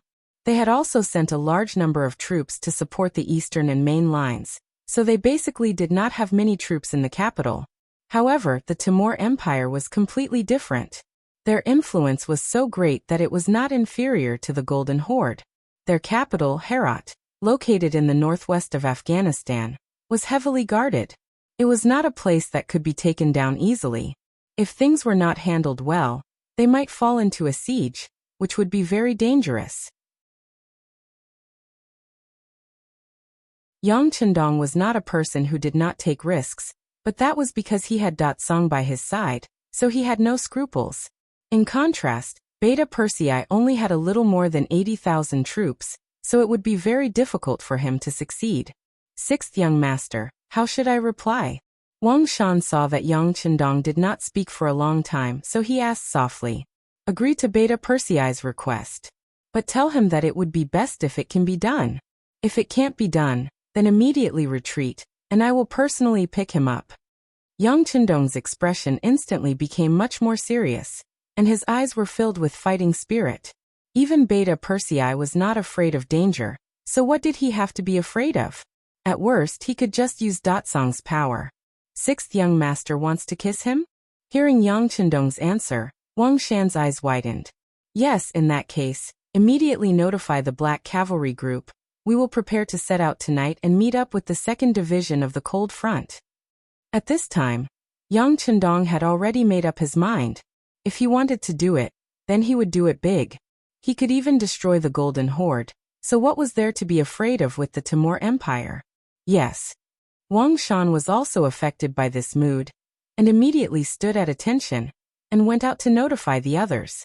At this time, the 2nd Division of the Cold Front that Yang Chendong had chosen had already fought with Harsenhan's army, and the results were very good. The 2nd Division of the Cold Front was surrounded, and with the help of the 2 mixed cavalry divisions of the 3rd Army, they dug out the trenches they needed overnight. Early the next morning, After Harsenhan ordered the 100,000 troops to attack, the 2nd Division of the Cold Front was in the limelight. They did not need the help of the 2 mixed cavalry divisions, and they easily repelled the enemy's attacks again and again. You're tuning in to the Li Mei's Sword of Destiny YouTube channel. We're so grateful for your support, and don't forget to subscribe to join us on this incredible journey through captivating stories. Your generosity through donations truly makes a world of difference, as it's the primary source of revenue that allows me to expand and enhance this channel for you. Thank you from the bottom of my heart for being a part of this adventure.